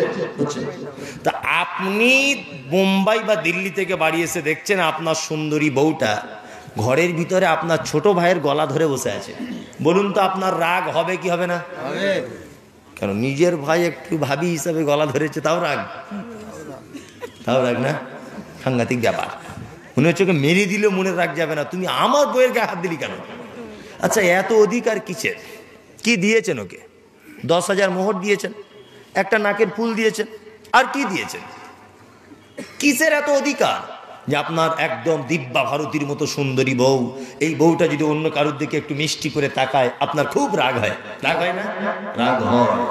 সামান্য নাকের ফুল আর লাল শাড়ি দিয়ে এত যদি অধিকার ফলাও যে ও কারোর দিকে প্রেমের দৃষ্টিতে নয়, সাধারণ দৃষ্টিতে যদি তাকিয়ে মুচকে হাসে, তোমার রাগ হয়। এবার আপনি বলুন, এই যে আমার দিকে দেখুন, হাত, এই ফোল্ডিং সিস্টেম না? আচ্ছা, এটা যদি মোটর সাইকেলের কোনো পার্টস যদি হতো, এখানে গ্রিস করতে হতো না? তো জং লেগে যেত না? যেত। এই যে ফোল্ডিং সিস্টেম, জন্ম থেকে মৃত্যু পর্যন্ত। আচ্ছা বলুন, এটা যদি কোনো মোটর সাইকেল বা 4 চাকা গাড়ির পার্টস হতো, মোবিল টোবিল দিতে হতো না? হতো। কিন্তু আপনার কোনোদিন দিতে, ডাক্তার কোনোদিন বলেছে যে সবই ঠিক আছে, হালকা জং পড়েছে, গ্রিস করতে হবে? বলেছে না। কে মালিক? কে? জোরে বলুন, কে? আল্লাহ। 2, আপনি যে অক্সিজেন গ্রহণ করেন, এই অক্সিজেনটার মালিক কে? আপনি যে ভাত খান, রুজির মালিক কে? আল্লাহ। আপনি যে চোখে দেখেন, আই পাওয়ার, এটা কার? আল্লাহ। সামান্য 10,000 টাকা মোহর আর লাল কালারের একটা বেনারসি শাড়ি দিয়ে যদি এত অধিকার তুমি দেখাও যে তোমার বউ অন্য কারু কাছে চলে গেলে তোমার জ্বালা ধরে যায়, যে আল্লাহ আপনাকে টোটাল বডিটা দান করেছে, যে পানি আপনি পান করেন এটা আল্লাহ, যে জমিন আপনি চলেন এটা আল্লাহ, এই আল্লাহকে বাদ দিয়ে যদি অন্য কারো কাছে পীড়িত করতে যান, আল্লাহ রাগ করবে কি করবে না? করবে। আল্লাহ কোরআনে বলেছে, উলাইকা কাল আনআম বালুহুম আযাল আউলাইকা হুমুল গাফিলুন। ওরে মানুষ তো খারাপ চতুষ্পদ জানোয়ার, তার থেকেও নিকৃষ্ট। প্রমাণ এই দেখুন, আপনাকে দেখাই। আমি রায়গঞ্জ স্টেশনে প্ল্যাটফর্মে দাঁড়িয়ে আছি, ট্রেন ধরবো বলে কলকাতায় যাচ্ছি, আমি এখানে দাঁড়িয়ে আছি। আর এই যে আমার ভাই, এই ভাই দাঁড়িয়ে আছে প্ল্যাটফর্মের ওই মাথাতে, আমি এই মাথাতে। এখন এ দাঁড়িয়ে দাঁড়িয়ে 1 কাপ চা, একটা বিস্কুট খাচ্ছিল, আর আমি এমনি দাঁড়িয়ে আছি। প্ল্যাটফর্মে অনেক সময় কুকুর ঘোরাঘোরা করে না? করে না? আচ্ছা বলুন তো, 4-5টা কুকুর প্ল্যাটফর্মে ঘুরতে ঘুরতে ও চা আর বিস্কুট খাচ্ছিল, ওর কাছে দাঁড়াবে না আমি খালি হাতে আছি আমার কাছে এসে দাঁড়াবে? যে খাচ্ছে তার কাছে দাঁড়াবে। তার মানে একটা কুকুর 4 পায়ের প্রাণী, ও জানে যে এই মুহূর্তে আমার রুজি কার কাছে আছে। ও বিস্কুট খাচ্ছে, যদি একটু ভেঙে দেয়, তাই না? তার মানে কুকুর 4 পায়ের প্রাণী, তারও বিশ্বাস যে এর কাছে গেলে কিছু পাওয়া যাবে, কারণ এই মুহূর্তের এ আমার রুজির মালিক, এর হাতে আমার রুজি দেখতে পাচ্ছি, টাটকা বিস্কুট, তাই না? কিন্তু মানুষ এত বড় বেঈমান, আমাদের রুজির মালিক কে? আল্লাহ। আল্লাহ না? আল্লাহকে বাদ দিয়ে দোকান করেছে, বড় মুদিখানার দোকান, কাপড়ের দোকান। বাবা বিসমিল্লাহ বলে দোকান খোলো, আলহামদুলিল্লাহ, আল্লাহ মালে বরকত দিবেন। ও দোকান বিসমিল্লাহ বলে না খুলে ওই সেই একটু পানি ছিল এরকম করে ছিটে দিয়ে দিচ্ছে। কি ব্যাপার? বলছে আজমির শরীফের পানি, আজমির শরীফের পানি। আচ্ছা, পাল্লার তলাতে দেখছি একটা গুটকি পানা, কি আছে? কি ব্যাপার ভাই এটা? বলছে ওরে বাবা রে, খাজা মঈনুদ্দিনের দরবার থেকে এনেছি মাদুলি, ব্যবসায় বরকত বেশি হবে। তোমায় ফেরেশতারা পাছাচ্ছে, আমরা তুলে দিবে। আর বিয়াদব রুজির মালিক আল্লাহ, তুমি আজমির শরীফের পানি ছিটাচ্ছ। রুজির মালিককে আল্লাহ। তাহলে কুকুরও বোঝে কার কাছে গেলে খাদ্য পাওয়া যায়, কিন্তু মানুষ তুমি বোঝো না, তুমি মাজারে যাচ্ছ মাথা ঢুকে কিছু চাইতে। আস্তাগফিরুল্লাহ। আমার জীবনে আশ্চর্য ঘটনা বলছি আপনাকে। এখানে মুম্বাই কেউ হাজি আলী গেছেন? কে কে হাত তুলুন তো, কে আপনারা গেছেন? সত্যি আমি যেটা বলবো এটা সত্যি কিনা আর একবার হাতটা তুলবেন। আমিও যাই প্রত্যেক বছরে রমজান মাসে মাদ্রাসার আদায় করতে যাই। আমার একটা মাদ্রাসা আছে, মহিলা মাদ্রাসা, জানেন আপনারা। সত্যি যেটা সেটাই বললাম, মাদ্রাসা আদায় করতে কমিটি পাঠায়, যাই মুম্বাই যাই। তা হাজি আলী বেড়াতে গেছি, হাজি আলী মাজারে ঢুকছি, গিয়ে দেখছি গোপনে ক্যামেরা চালু করে দিয়েছি। গিয়ে দেখছি একটা লোক চটাম করে সেজদায় পড়ে গেল, আর একটা লোক দেখছি বড় ঝাঁটার মতো আছে, এরকম মাথায় বুলিয়ে দিচ্ছে। ঠিক বলছি? ঠিক তো? ঠিক, এরকম ঝাঁটা বুলিয়ে দিচ্ছে। তা মনে মনে ভাবছি, উড়ি বাবারে, ও ঝাঁটা মারছে কেন মাথাতে? নিয়ে চলে এলাম, রাগ হয়ে গেল। নিয়ে একটু বাইরের দিকে এসে দাঁড়িয়ে আছি, একটা লোক দেখলাম দামি একটা গাড়ি করে নামলো, নেমে একটা চাদর কিনলো, চাদরটা কিনে ফুল টুল কিনে আবার দেখছি যাচ্ছে। আমার একটা মনে কৌতূহলী যাচ্ছে যে এত কোটি কোটি টাকার মালিক এ কি করে দেখবো। আস্তে আস্তে করে যাচ্ছে, আমি ওর পিছন পিছন হাঁটছি। হাঁটতে হাঁটতে হাঁটতে হাঁটতে গেলাম, গিয়ে দেখছি প্রথম চাদরটা দিয়ে দিল, ঝাঁটার বাড়ি নিয়ে নিল, ফুলটা দিয়ে দিল। তারপরে দেখছি খুব সেজদা দিয়ে জোরে জোরে কাঞ্চার বলছে, ব্যবসাতে অনেক টাকা লস বাবা, ব্যবস্থা কিছু করে দাও।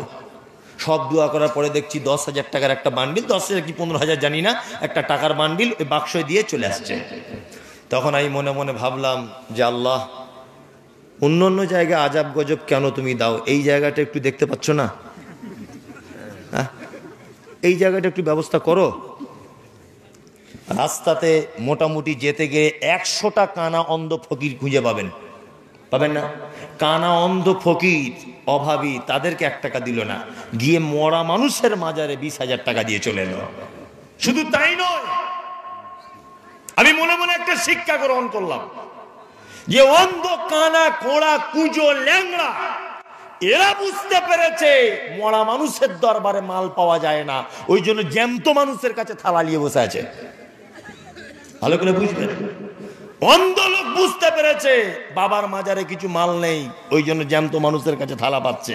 আর এ গাধার বেটা গাধা মরা মানুষের কাছে গিয়ে চাইছে শিরক, তাবিজ শিরক, মাজার শিরক, লাল সুতো শিরক, অষ্টধাতু শিরক, গাছ বাঁধা শিরক, খাইরিকি বা শাররিকি মিনাল্লাহি তাআলা। ভালো মন্দ যা কিছু হবে কার পক্ষ থেকে? আল্লাহর পক্ষ থেকে। জোরে বলুন, কার পক্ষ থেকে? আল্লাহর পক্ষ থেকে। কিছু কথার ভিতরে শিরক আছে। বলছি ভাই কেমন আছেন? বলছে আপনার দোয়াতে আল্লাহর রহমতে ভালো আছি। আমি তোমাকে চিনি? তোমার জন্য দোয়া করতে যাব আমি? হ্যাঁ, তোমাকে আমি চিনি? এই গ্রামটার নামই জানি না, কি নাম? কেশবপুর। কেশবপুরে একটা লোক আমার উপরে, আজকেই ঘটনা, উপরে দেখা করতে গেছে। মানে আমি কোনো জায়গায় আগে আগে যাই না কেন, লোকে খুব ব্যস্ত করে। আর শুধু ব্যস্ত করে না, একটু ঘুমাচ্ছি, একজন বলছে একটু উঠুন আপনার সাথে ছবি তুলবো। তার রাগ হবে কি হবে না বলুন? শীতের সময় আমি কম্বলের ভিতরে শুয়ে আছি, আমাকে বলছে একটু উঠুন ছবি তুলবো, রাগ এমনি হবে। এই কারণে আগে আগে আসি না, ঠিক টাইমে আসি। যাই হোক, তা আমি বলছি ভাই কেমন আছেন? তো ও বলছে হুজুর আপনার দোয়াতে আল্লাহর রহমতে ভালো আছি। আচ্ছা, ওকে আমি চিনি যে ওর জন্য দোয়া করতে গেছি? মানে এই ভাষাটা এত নোংরা ভাষা, তার মানে এটা বোঝাতে চাচ্ছে যে আমি দোয়া না করলে ও আল্লাহর দয়া পেত না। এরকম বোঝাচ্ছে না অনেকটা, যে আপনার দোয়ায় আল্লাহর রহমতে, তার মানে আপনি দোয়া করেছেন বলে রহমতটা হয়েছে। একদম এই কথা বলা শিরক, চলবে না। বললাম, বুঝলেন? কেউ আপনাকে জিজ্ঞাসা করছে ভাই কেমন আছেন? আলহামদুলিল্লাহ, ব্যাস শেষ। আলহামদুলিল্লাহ। খুব সাবধানে থাকবেন, পৃথিবীর সব থেকে বড় পাপ, তার নাম শিরক। চলুন, লোকমান হাকিম তার বেটাকে তারপরে আবার বলছেন, কি বলছেন? অবাসাইনাল ইনসানা লিওয়ালিদাইহি হামালাতুহু উম্মুহু আহনান আলা ওয়াহনিন ওয়া ফিসালুহু ফি আমাইনি আনিশকুরলি ওয়া লিওয়ালিদাইকা ইলাইয়াল মাসির। লোকমান হাকিম তারপরে বলছেন, বেটা পিতামাতার সঙ্গে অর্থাৎ বাপ মায়ের সাথে জীবনে কোনোদিন অসৎ ব্যবহার করবে না। কারণ তোমার মা তোমাকে কষ্টের পর কষ্ট গর্ভধারণ করেছে, 2 বছর যাবৎ তোমাকে দুধ পান করিয়েছে, তাদের সঙ্গে কখনোই অসৎ ব্যবহার করিবে না। নাম্বার 3, আল্লাহ তাআলা বলছেন যে ওয়া ইলাইয়াল মাসির, মানুষের আবার প্রত্যাবর্তন কার কাছে? কার কাছে? আল্লাহর কাছে। পিতামাতার সঙ্গে সদ্ব্যবহার করেন? করেন কি? কিছু বলছেন?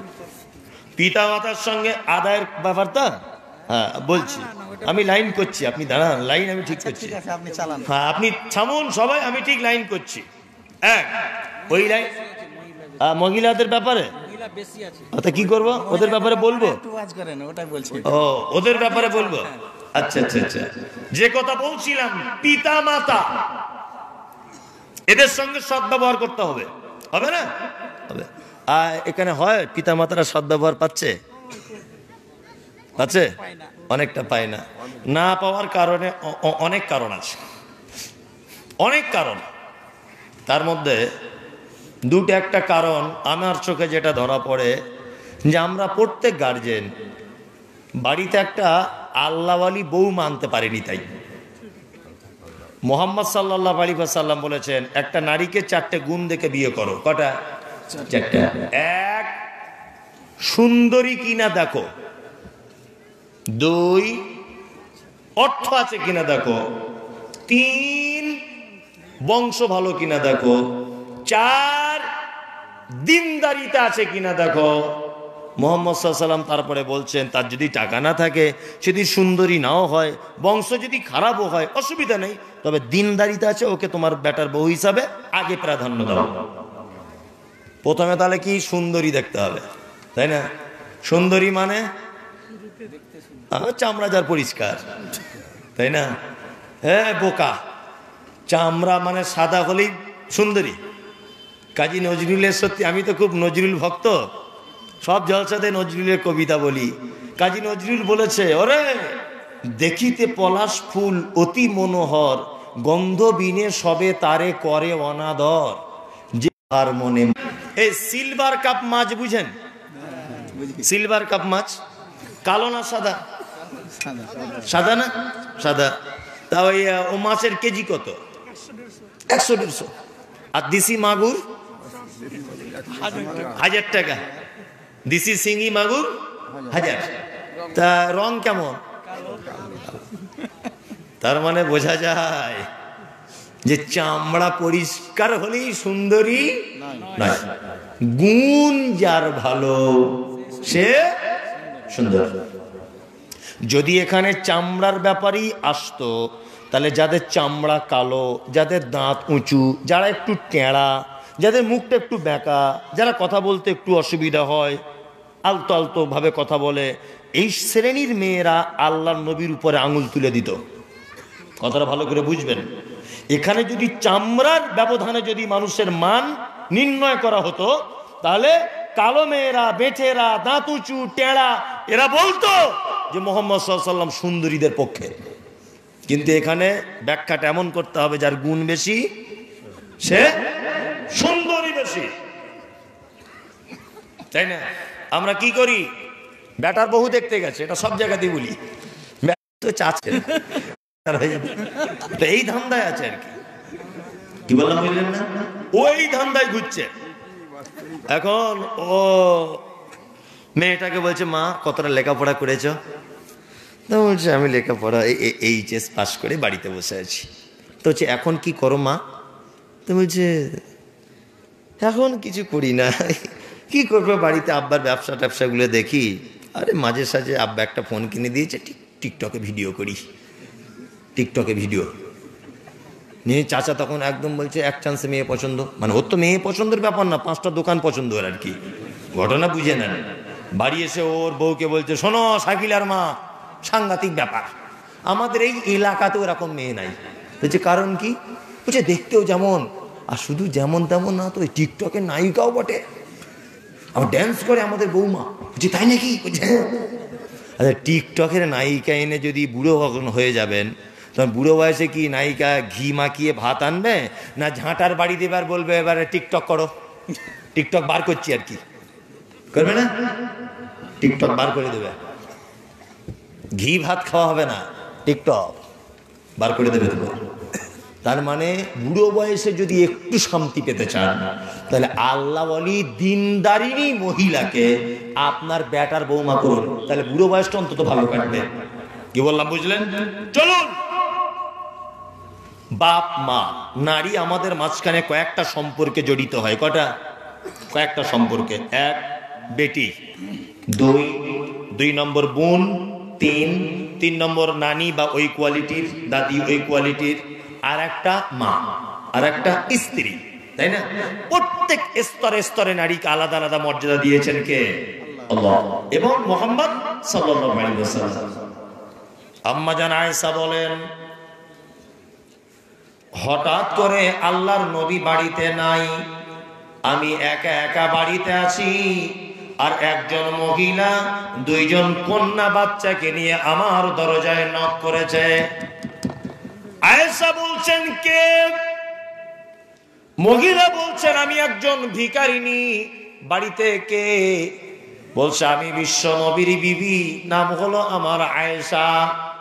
তখন এই দরজায় দাঁড়িয়ে মহিলাটি বলছেন, মা আজকে কয়েকদিন খেতে পাইনি, আমাদেরকে কিছু খেতে দাও, আমার কন্যা সন্তানগুলোরও খাওয়া হয়নি। আম্মা জান আয়েশা বলছেন, আমার বাড়িতে মাত্র একটা খাজুর ছিল, আমি ওই খাজুরটা মহিলাটিকে দিয়ে দিলাম। আমি দূর থেকে দেখলাম মহিলাটা নিজে খাজুরটা না খেয়ে মাঝখান থেকে অর্ধেক ভাগ করে 2টো বাচ্চার মাঝখানে বিলি বন্টন করে দিলেন। মহিলা চলে গেল, বিশ্ব নবী এলেন। আম্মা জান আয়েশা বললেন, ইয়া রাসূলুল্লাহ, বাড়িতে এইরকম ঘটনা ঘটে গেল। ঘটনা এইরকম বর্ণনা দিলেন বিশ্ব নবী। তিনি বললেন, আয়েশা শোনো, কোন মানুষ যদি পৃথিবীতে তার মেয়েকে নিয়ে যদি বিপদে পড়ে যায়, কোন মেয়ের বাপ যদি বিপদগ্রস্ত হয়, তাহলে আমি মুহাম্মদুর রাসূলুল্লাহ সাল্লাল্লাহু আলাইহি ওয়াসাল্লাম বলছি, শুনে নাও আয়েশা, আমি আর ওই মেয়ের বাপ জান্নাতের ভিতরে এইভাবে থাকবো। এইটা বলার পরে নবীজি তর্জনী আর মধ্যমা আঙ্গুল, 2টো আঙ্গুলকে একত্রিত করে দিয়ে বলছে, আয়েশা এইভাবে জান্নাতে থাকবো। আল্লাহু আকবার। ভাবতে পেরেছেন? আমি অনেক বক্তব্যতে বলেছি, যখন বাজারে যাবেন আপনার মেয়ের কপালে চুমু দিয়ে যাবেন। আল্লাহ নবী সাল্লাল্লাহু আলাইহি ওয়াসাল্লাম কোথাও যখন যেতেন ফাতেমার কপালে চুমু দিতেন। বাজারে সব থেকে সেরা ফল আপনার মেয়েকে খাওয়াবেন, সব থেকে বাজারে সেরা চাদর আপনার মেয়েকে কিনে দেবেন, সব থেকে বাজারে সেরা জুতোটা পছন্দ হবে আপনার মেয়ের জন্য কিনে দেবেন। আমিও মমতাজুল ইসলাম একজন কন্যার পিতা, আমারও মেয়ে আসে বাড়িতে। এটা আমি আল্লাহর কসম করে বলছি, আমি দেমাক অহংকার কিছু করে নয়, বোঝানোর জন্যে। আমি যেখান থেকে যে জিনিসটা পছন্দ হয়, বাড়ি যখন যাব আমার গাড়িতে, চলুন আমার গাড়ির ডিক্কি খুলে আপনাকে দেখাবো, কত রকমের যে গাড়ি, কত রকমের খেলনা সব কেনা আছে, বাচ্চা মেয়ে যদিও কেনা আছে। কারণ আমি একটা কথা ভাবি, আমার বেটার জন্য একটা কিছু কেনা নেই, বেটির জন্য কিনে রেখে দিয়েছি। কারণ আমাকে এই জিনিসটা সব থেকে বেশি ভাবায়। বিশ্ব নবী মুহাম্মদুর রাসূলুল্লাহ সাল্লাল্লাহু আলাইহি ওয়াসাল্লাম বলেছেন, আমি আর কন্যার পিতা জান্নাতে এইভাবে থাকবো। 12টা ছেলের বাপ আপনি, জান্নাতে যাবেন তার কোনো গ্যারান্টি নেই। 4 বার হজ করেছেন, জান্নাতে যাবেন কোনো গ্যারান্টি নাই। লাখ টাকা দান করেছেন, জান্নাতে যাবেন কোনো গ্যারান্টি নাই। মাদ্রাসা করে দিয়েছেন, জান্নাতে যাবেন কোনো গ্যারান্টি নাই। কিন্তু মুহাম্মদুর রাসূলুল্লাহ সাল্লাল্লাহু আলাইহি ওয়াসাল্লাম বলেছেন, আমি আর কন্যার পিতা জান্নাতে একবারে এক জায়গায় থাকবো। যে মেয়েটাকে দিয়ে আল্লাহ আপনাকে জান্নাত পৌঁছাবে আর নবীর সাথে জান্নাতে থাকবেন, সেই মেয়েটাকে কি আদর কম করা লাগবে না বেশি? বেশি। সব থেকে বাজারের সেরা খাবার আপনার বেটির জন্য কিনে দেবেন।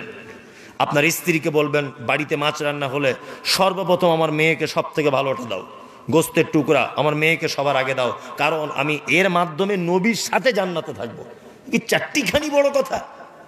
অনেক বাপেরা আছেন, অনেক শাশুড়িরা আছেন, বৌমার পরপর 3-4টে বেটি হয়েছে বলে, 3-4টে বেটি হয়েছে বলে মুখের দিকে তাকা যায় না, মনে হচ্ছে মুখে মেঘ করেছে। আছে না অনেক বৌমারা? কত বৌমারা শাশুড়ির কাছে অকথ্য ভাষাতে গালিগালাজ শোনে, শোনে না? শোনে। মহিলাদের মর্যাদা দিয়েছেন কন্যা রূপে বিশ্ব নবী মুহাম্মদুর রাসূলুল্লাহ সাল্লাল্লাহু আলাইহি ওয়াসাল্লাম। স্ত্রী রূপে কেমন সম্মান দিয়েছেন নারী জাতকে, হাদিসটা একটু বলবো, বলে দিই। আল্লাহ নবী বলেছেন একজন নারী, একটা হাদিস বুখারী, মুসলিম, আবু দাউদ, তিরমিজি, নাসাই, ইবনে মাজাহ, দারুকুতনি, যত হাদিসের গ্রন্থ আছে আর এখানে যত আলেম ওলামা আছে, সোশ্যাল মিডিয়া পর্যন্ত, এটা আমার দাবি থাকলো যে আল্লাহর নবী শুধুমাত্র পুরুষদের জন্য বলেছেন যে পুরুষ এই এই এই এই কাজ করলে জান্নাত চলে যাবে। একটা হাদিস আপনি দেখাতে পারবেন না, একটা হাদিস নাই। কিন্তু নবীজি বলেছেন কোন মহিলা যদি 4টে কাজ যদি করে তাহলে কোথায় যাবে? জান্নাত। এক, বিশ্ব নবী বলেছেন আল মারআতু ইজা সাল্লাত খামসাহা, 5 ওয়াক্ত সালাত আদায় করবে, নামাজ পড়বে 5 ওয়াক্ত। 2, অসামাত শাহরাহা, 1 মাস সিয়াম পালন করবে। 3, ওয়া আতাআত বালাহা, স্বামীর সেবা করবে। মায়েরা যারা আছেন মন দিয়ে শুনুন, স্বামীর সেবা করে তো আপনাদের? একজন এরকম করছে, মানে বেচারা খুব বিপদে আছে, খুব বিপদে, টুপি পড়া লোকটা এরকম এরকম করছে। আল্লাহ আল্লাহ, ওর পরিবারকে তুমি বাঁচাও। বেচারা খুব মন খারাপ।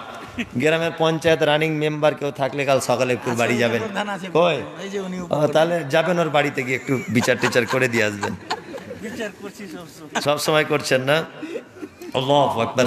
আমাদের আয়েশা সিদ্দিকা রাদিয়াল্লাহু তাআলা আনহার বিশ্ব নবীর যে কি প্রেম, হাদিসের পাতায় পাতায় এগুলো যদি বলতে লাগা যায়, আগে থেকে যদি বলতেন যে মেয়েদের ব্যাপারে বলবেন, আলহামদুলিল্লাহ আমি খুব গুছিয়ে বলার চেষ্টা করতাম। আম্মা জান আয়েশা বলছেন যে গেলাসে আমি পানি পান ও করিতাম, পান করা হয়ে গেলে নবীকে দিতাম, দেখিতাম আমিও গো নিজ নয়নেতে, ওখানে মুখ লাগায়া নবী পান করিতেন। গোস্ত খেয়ে হাড্ডি গুলো ফেলিয়া দিতাম, চুষে চুষে খেত নবী চোখেতে দেখিতাম। আম্মাজান আয়েশা বলছেন বিশ্ব নবী আমাকে এত ভালোবাসতেন, আমাকে এত প্রেম করতেন। আম্মাজান আয়েশা নিজে বর্ণনা করছেন যে গেলাসে আমি পানি পান ও করিতাম, পান করা হয়ে গেলে নবীকে দিতাম, দেখিতাম আমিও গো নিজে নয়নেতে, ওখানে মুখ লাগায়া নবী পান করিতেন। আম্মাজান আয়েশা বলছেন আমি পান যখন করতাম গ্লাসে করে, গ্লাসটা রেখে দিতাম, আল্লাহর নবীকে দেখতাম ওই জায়গাটায় মুখ লাগিয়ে তিনি আবার পানি পান করতেন। আম্মাজান আয়েশা বলেন আমাদের বাড়িতে বেশি গোশত রান্না হতো না, কখনো কেউ যদি হাদিয়ার গোশত আমাদের বাড়িতে যদি পাঠাতো, অল্প বয়সের নারী, নাম হলো তার আম্মাজান আয়েশা, তিনি বলছেন গোশত খেয়ে হাড্ডি গুলো ফেলিয়া দিতাম, চুষে চুষে খেত নবী চোখেতে দেখিতাম। আমি গোশতটা খেয়ে নিতাম, হাড্ডিটা চিবাতে পারতাম না, আমি ছোট বয়স তখন, আমার হাড্ডিটা দস্তরখানির উপরে ফেলে দিয়েছি, আল্লাহর নবীকে দেখেছি ওই হাড্ডিটা আবার মুখের ভিতরে দিয়ে চিবিয়ে চিবিয়ে রস বার করে করে তিনি খেতেন। আল্লাহু আকবার। আম্মা জান আয়েশা বলেন নবীজি আমাকে এত ভালোবাসতেন, এত প্যার করতেন যে আমার আঁটুটা পর্যন্ত নবীজি খেতেন। আর আমার আঁটু শুধু খেতেন না, আম্মা জান আয়েশাকে গভীর রাত্রিতে আল্লাহর নবী ডেকে তুলেছেন, আয়েশা চলো দেখি ওঠো। আল্লাহর নবী উঠলেন, আয়েশাও উঠলেন। চাঁদনী রাত, জ্যোৎস্নার রাত। আল্লাহর নবী বলছেন আয়েশা চলো, সবাই মদিনাতে এখন ঘুমিয়ে আছে, কেউ জেগে নাই, চলো আমরা দুজন দৌড় প্রতিযোগিতা খেলবো, চলো দুজনে দৌড়াবো, আজকে দুজনে দৌড়াবো, চলো। যে কিছু বলছেন? আপনি বক্তব্য চালান, শ্রোতা যতক্ষণ জি। থাকছি না আপনার। তা, আল্লাহ রাসূল বলছেন, আয়েশা চলো একটু দৌড় প্রতিযোগিতা করি, চলো। আল্লাহ রাসূল দৌড়ালেন, আয়েশা দৌড়ালেন। আল্লাহ নবী সাল্লাল্লাহু আলাইহি ওয়াসাল্লাম দেখলেন যে আয়েশা দৌড়িয়ে ফার্স্ট হয়ে গেল। তখন বিশ্ব নবী বলছেন, আয়েশা আমি তোমার কাছে হেরে গেলাম। আয়েশা কিছুদিন পরে তার মায়ের বাড়িতে গেল। আম্মা জান আয়েশা বলেন, আমি একটু রোগা পাতলা ছিলাম, এই কারণে আল্লাহর নবী আমার মায়ের বাড়িতে আমাকে পাঠিয়ে দিয়েছিল। এই মেয়েরা যারা বসে আছেন শুনুন, এটা একদম চমৎকার হাদিস। আম্মা জান আয়েশা বলেন যে আল্লাহ রাসূল আমি একটু রোগা পাতলা ছিলাম বলে আল্লাহর নবী আমাকে মায়ের বাড়ি পাঠিয়ে দিয়েছিলেন যে আয়েশা যাও একটু মোটা সোটা হয়ে এসো। আয়েশা বলছেন আমার মা এত বেশি খাওয়াতেন দুটো জিনিস, কি? খাজুর আর শসা। শসা বুঝেন তো? ক্ষীরা, ক্ষীরা আর খাজুর, এই দুটো জিনিস আমার মা এত বেশি খাইয়েছিলেন যে কিছুদিনের ভিতরে আমার চেহারা ডেভেলপ হয়েছে। যাদের বিবিদের বা মেয়েদের বা আপনি নিজের শরীর স্বাস্থ্য খারাপ, প্রতিদিন খাজুর খান বেশি করে। খাজুরে প্রচন্ড পরিমাণ প্রোটিন, প্রচন্ড পরিমাণ রক্ত বৃদ্ধি করে খাজুরে। আর শসা খান বেশি করে, একদম আল্লাহ রাসূলের সেই হাদিস এটা। আম্মা জান আয়েশা চলে এলেন, একটু চেহারা স্বাস্থ্য ভালো।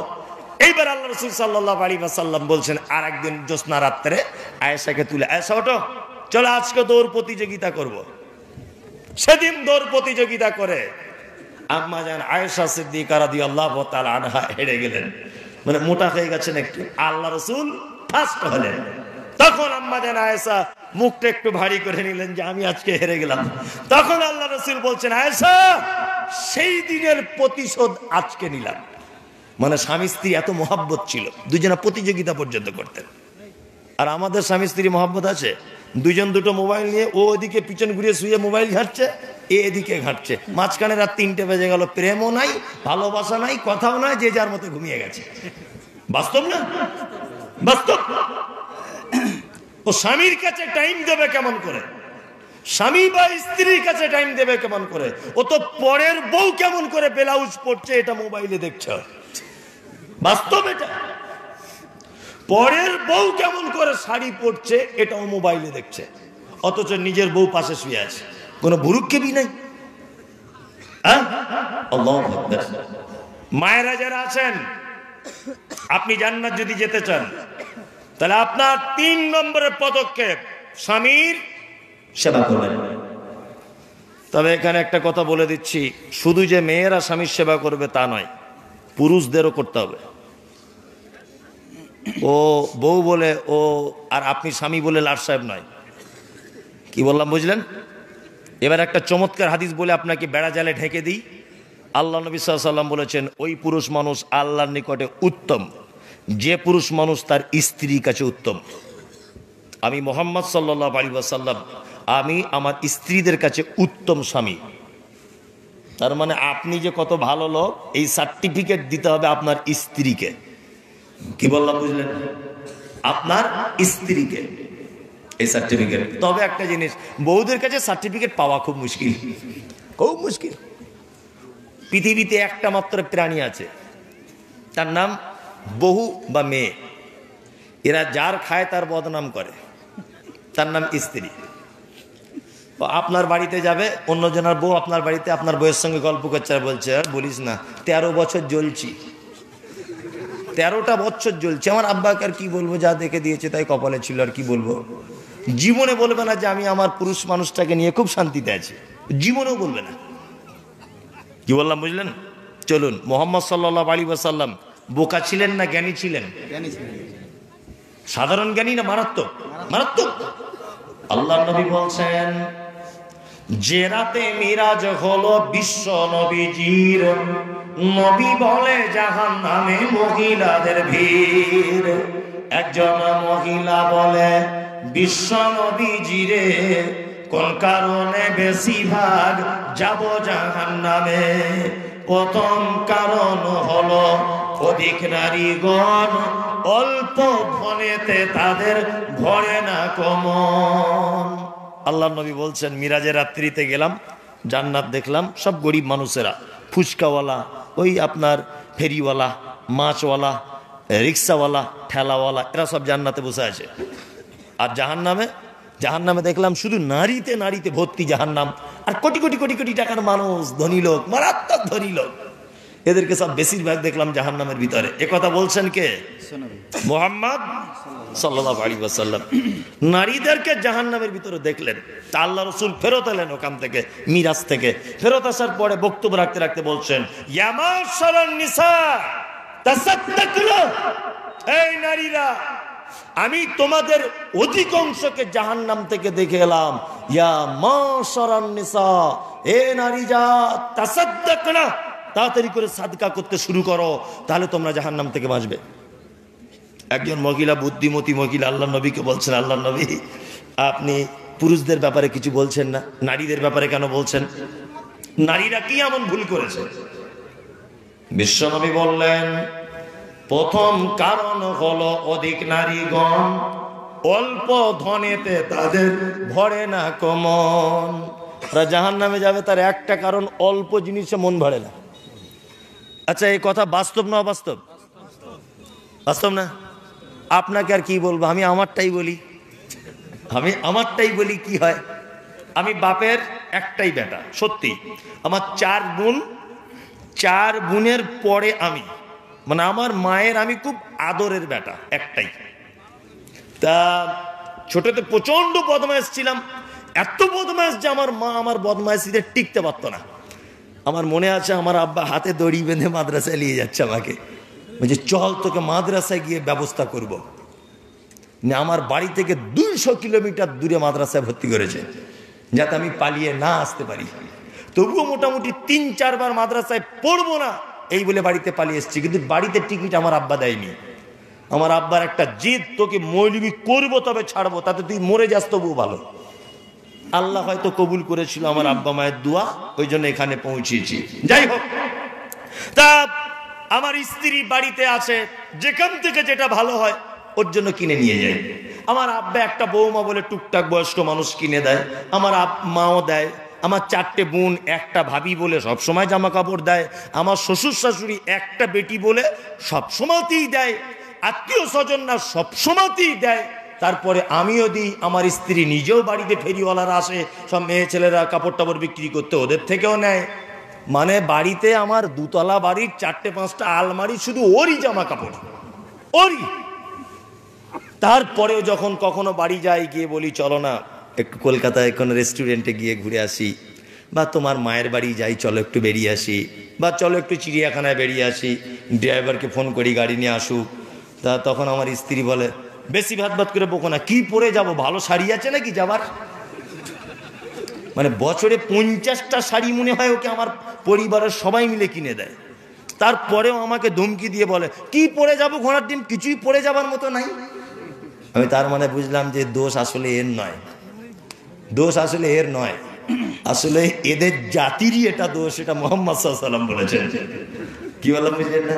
এদের অল্প জিনিসে মন ভরবে না। 2, বিশ্বনবী বললেন, দ্বিতীয় কারণ হলো অধিক নারীগণে, আর ঝগড়াঝাটি বেশি করে নিজ স্বামীর সনে। স্বামীর সাথে ঝগড়া মারামারি সব সময়তেই হয় না? সব সময়তেই। তবে স্ত্রী, মাঝখানে একটা কথা বলছি, ভালোবাসার জিনিস ভালোবাসবেন, তবে বেশি মাথায় তুলবেন না, তাহলে উঠে নাচবে। একটু শাসন রাখবেন। কি বললাম? স্বামীর সাথে ঝগড়া, অশান্তি। 3, স্বামীর অকৃতজ্ঞ, স্বামীর প্রতি কখনো কৃতজ্ঞতা স্বীকার করে না ওরা। তার প্রমাণ, আজকে আপনি বাড়িতে যান, গিয়ে পরীক্ষা করবেন। 1, আপনার বাড়িতে একটা ভালো কাঁঠাল হয়েছে, গাছে খেতে বসেছেন, স্বামী স্ত্রী দুজনে খাচ্ছেন, আর বলছেন, মাসকুরা কাঁঠালটা কি মিষ্টি বলো। ও দেখবেন এক চান্সে বলবে, বেশি বকো না, আমার আব্বাদের সে উত্তর মাঠে যে গাছটা আছে ওর মতো মিষ্টি করতে হবে না, এটা বলবেই। এটাও জাতিগত অভ্যাস, ঠিক না? ও সবকিছু মেনে নিবে, বাপের বাড়ির বদনাম করবে না। সব সময় আমার ভাই, আমার বাপ, আমার বোন, আমার মামা, আমার নানা, আমার চাচা, আমার অমুক, সব সময়তেই। তাই না? আপনি পরীক্ষা করে দেখবেন, আপনার বউ তো আপনাকে ভালোবাসে বলছেন খুব, আপনাকে ছাড়া নাকি বাঁচে না। আজকে রাতে পরীক্ষা করবেন, ওকে বলুন তোমার হাতের রান্না মাশাআল্লাহ 5 স্টার হোটেলের থেকে ভালো, তোমার মাথার চুল আল্লাহু আকবার, তোমার চোখ ঐশ্বর্য রায়ের মতো লাগছে, তোমার দেখতে আলহামদুলিল্লাহ কি সুন্দর তুমি, কি সুন্দরী তুমি, তোমার চোখ, তোমার নাক, তোমার ঠোঁট, তোমার চুল, তোমার চলন, তোমার রান্না, একদম প্রশংসায় মানে পঞ্চমুখ। রাতে শুয়ে শুয়ে ওকে আর কি প্রশংসা করছেন। শোবার 5 মিনিট আগে দোয়া বলার আগে বলবেন তোমার সব ভালো, তোমার আব্বারা লোক খারাপ। একবার বলে দিবেন, ও রাতেই গলা ধরে চিপে মেরে ফেলবে। মানে সকালে দেখবেন চায়ের সাথে বিষ মেরে দিবে, ও সব মেনে নিবে, বাপের বাড়ির বদনাম মানবে না। এর নাম নারী।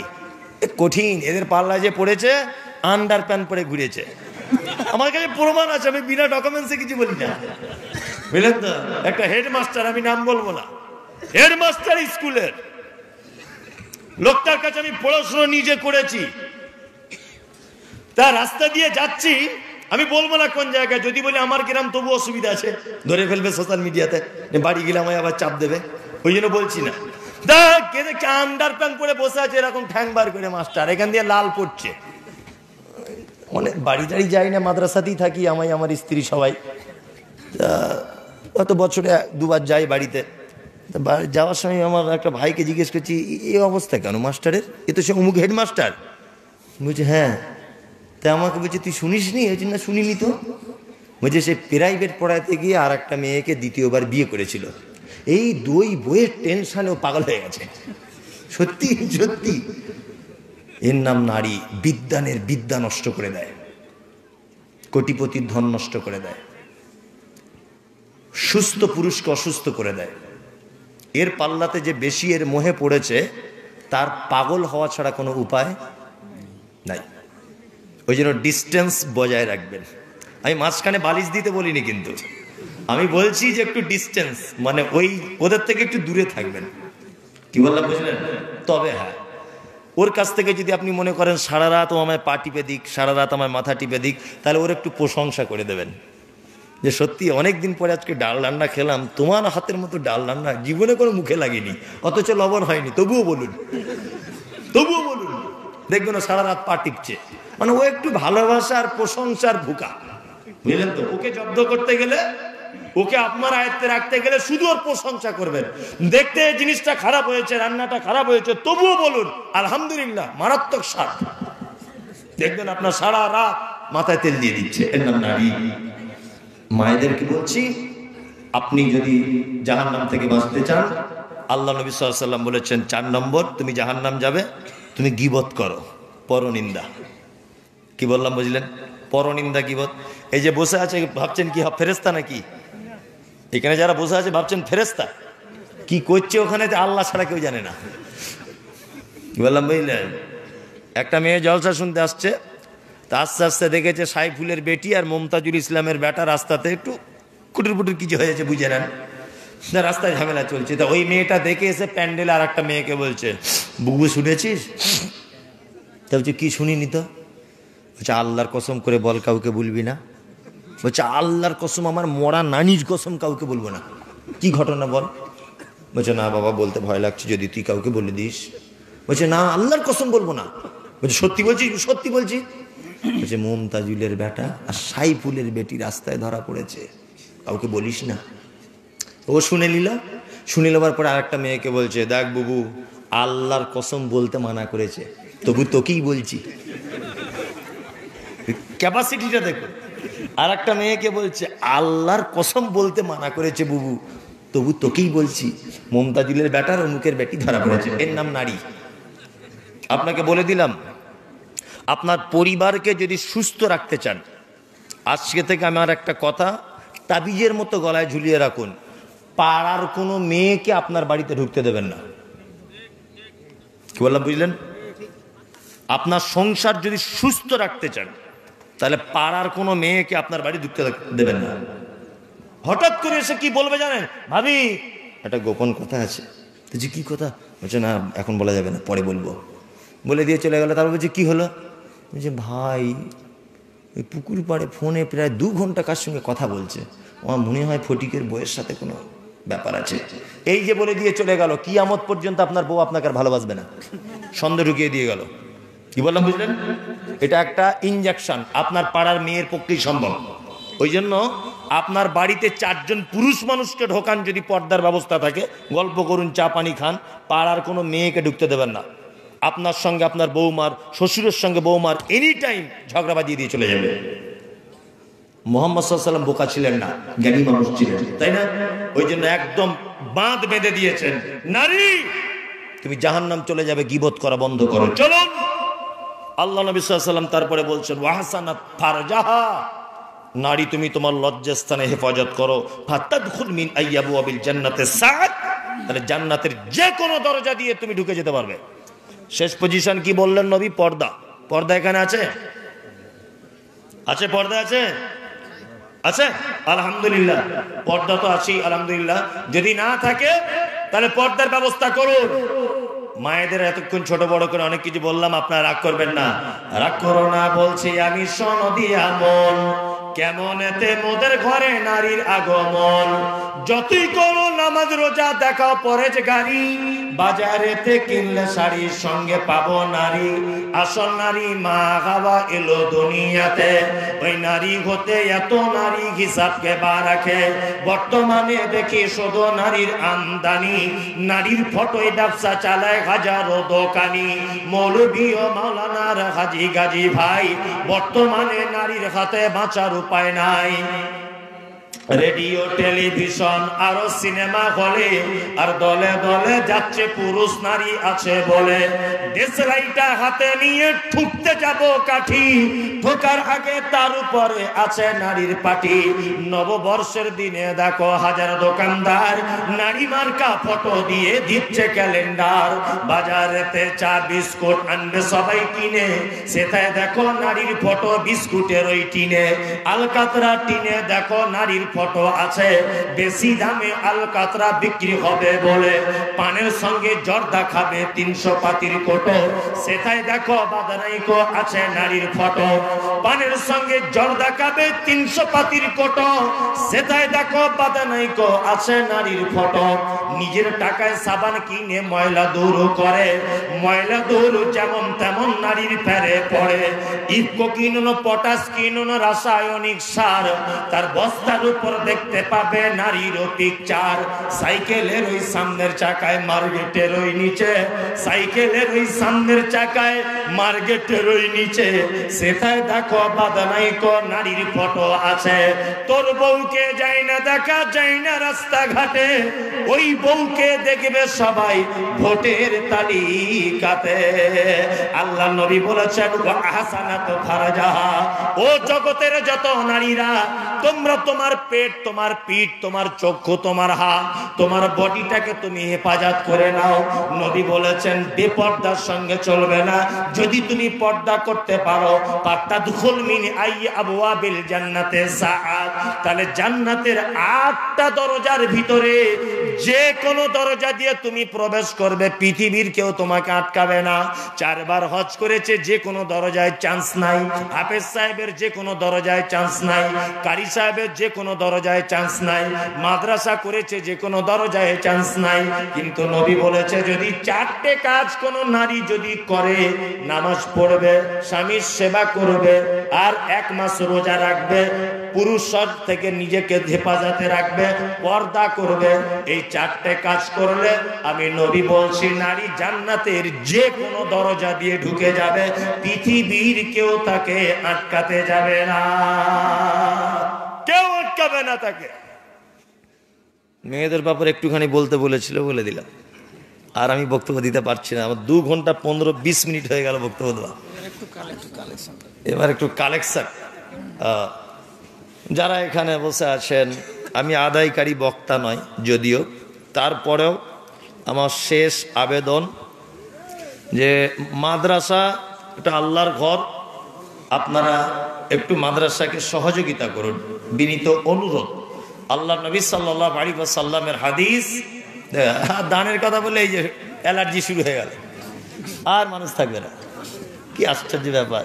তাই না? এই ভাই আপনারা চলে যাচ্ছেন কেন? আমাকে যারা ভালোবাসে এতক্ষণ বসেছিলেন, তো অন্তত ভালোবেসে 1000 টাকা মাদ্রাসায় দেন। এটাতে তবেই তো একটা, যে যা পারবেন দেন। 10 টাকা, 5 টাকা, 20 টাকা, যার কাছে যা আছে তাই দেন, কোনো চাপ নেই, দেন।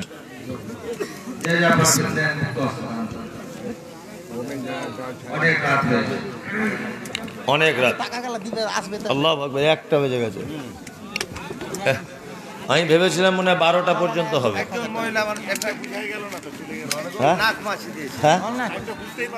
টাইম বুঝতে পারলেন না? কেশবপুর মাদ্রাসার ব্যবস্থাপনায় আজকে যে জলসায় আপনারা বক্তব্য শুনলেন, এটা ইয়াদগার হয়ে থাকবে। আমরা এত বক্তব্য মন দিয়ে শুনেছি, এটা ইনশাআল্লাহ আমল করার চেষ্টা করব। তার সাথে সাথে এই মাদ্রাসাকে বাঁচিয়ে রাখার জন্য আপনাদের কাছে বিশেষ অনুরোধ, আপনারা যে যা পারবেন এই মাদ্রাসার উন্নতি করার জন্য দান দিয়ে যাবেন। আসুন একটু মুসাফা করে যান, আমার সঙ্গে তো মুসাফাটা করুন। যদি কারো কাছে না থাকে তাহলে আপনারা লিখিয়ে যেতে পারেন, পরে দিলেই হবে। এখানে তার আছে ভাই, একটু দেখবেন সবাই। এই ইউটিউবাররা, এই তারটা তাড়াতাড়ি খোলো। এই কে আছে? পিটু, এনে ধর ধর। দেন সবাই দেন, সকলেই দেন, যার কাছে যা আছে দেন। জি, মোটরসাইকেলের চাবি কার? হযরত ব্যথা বেদনা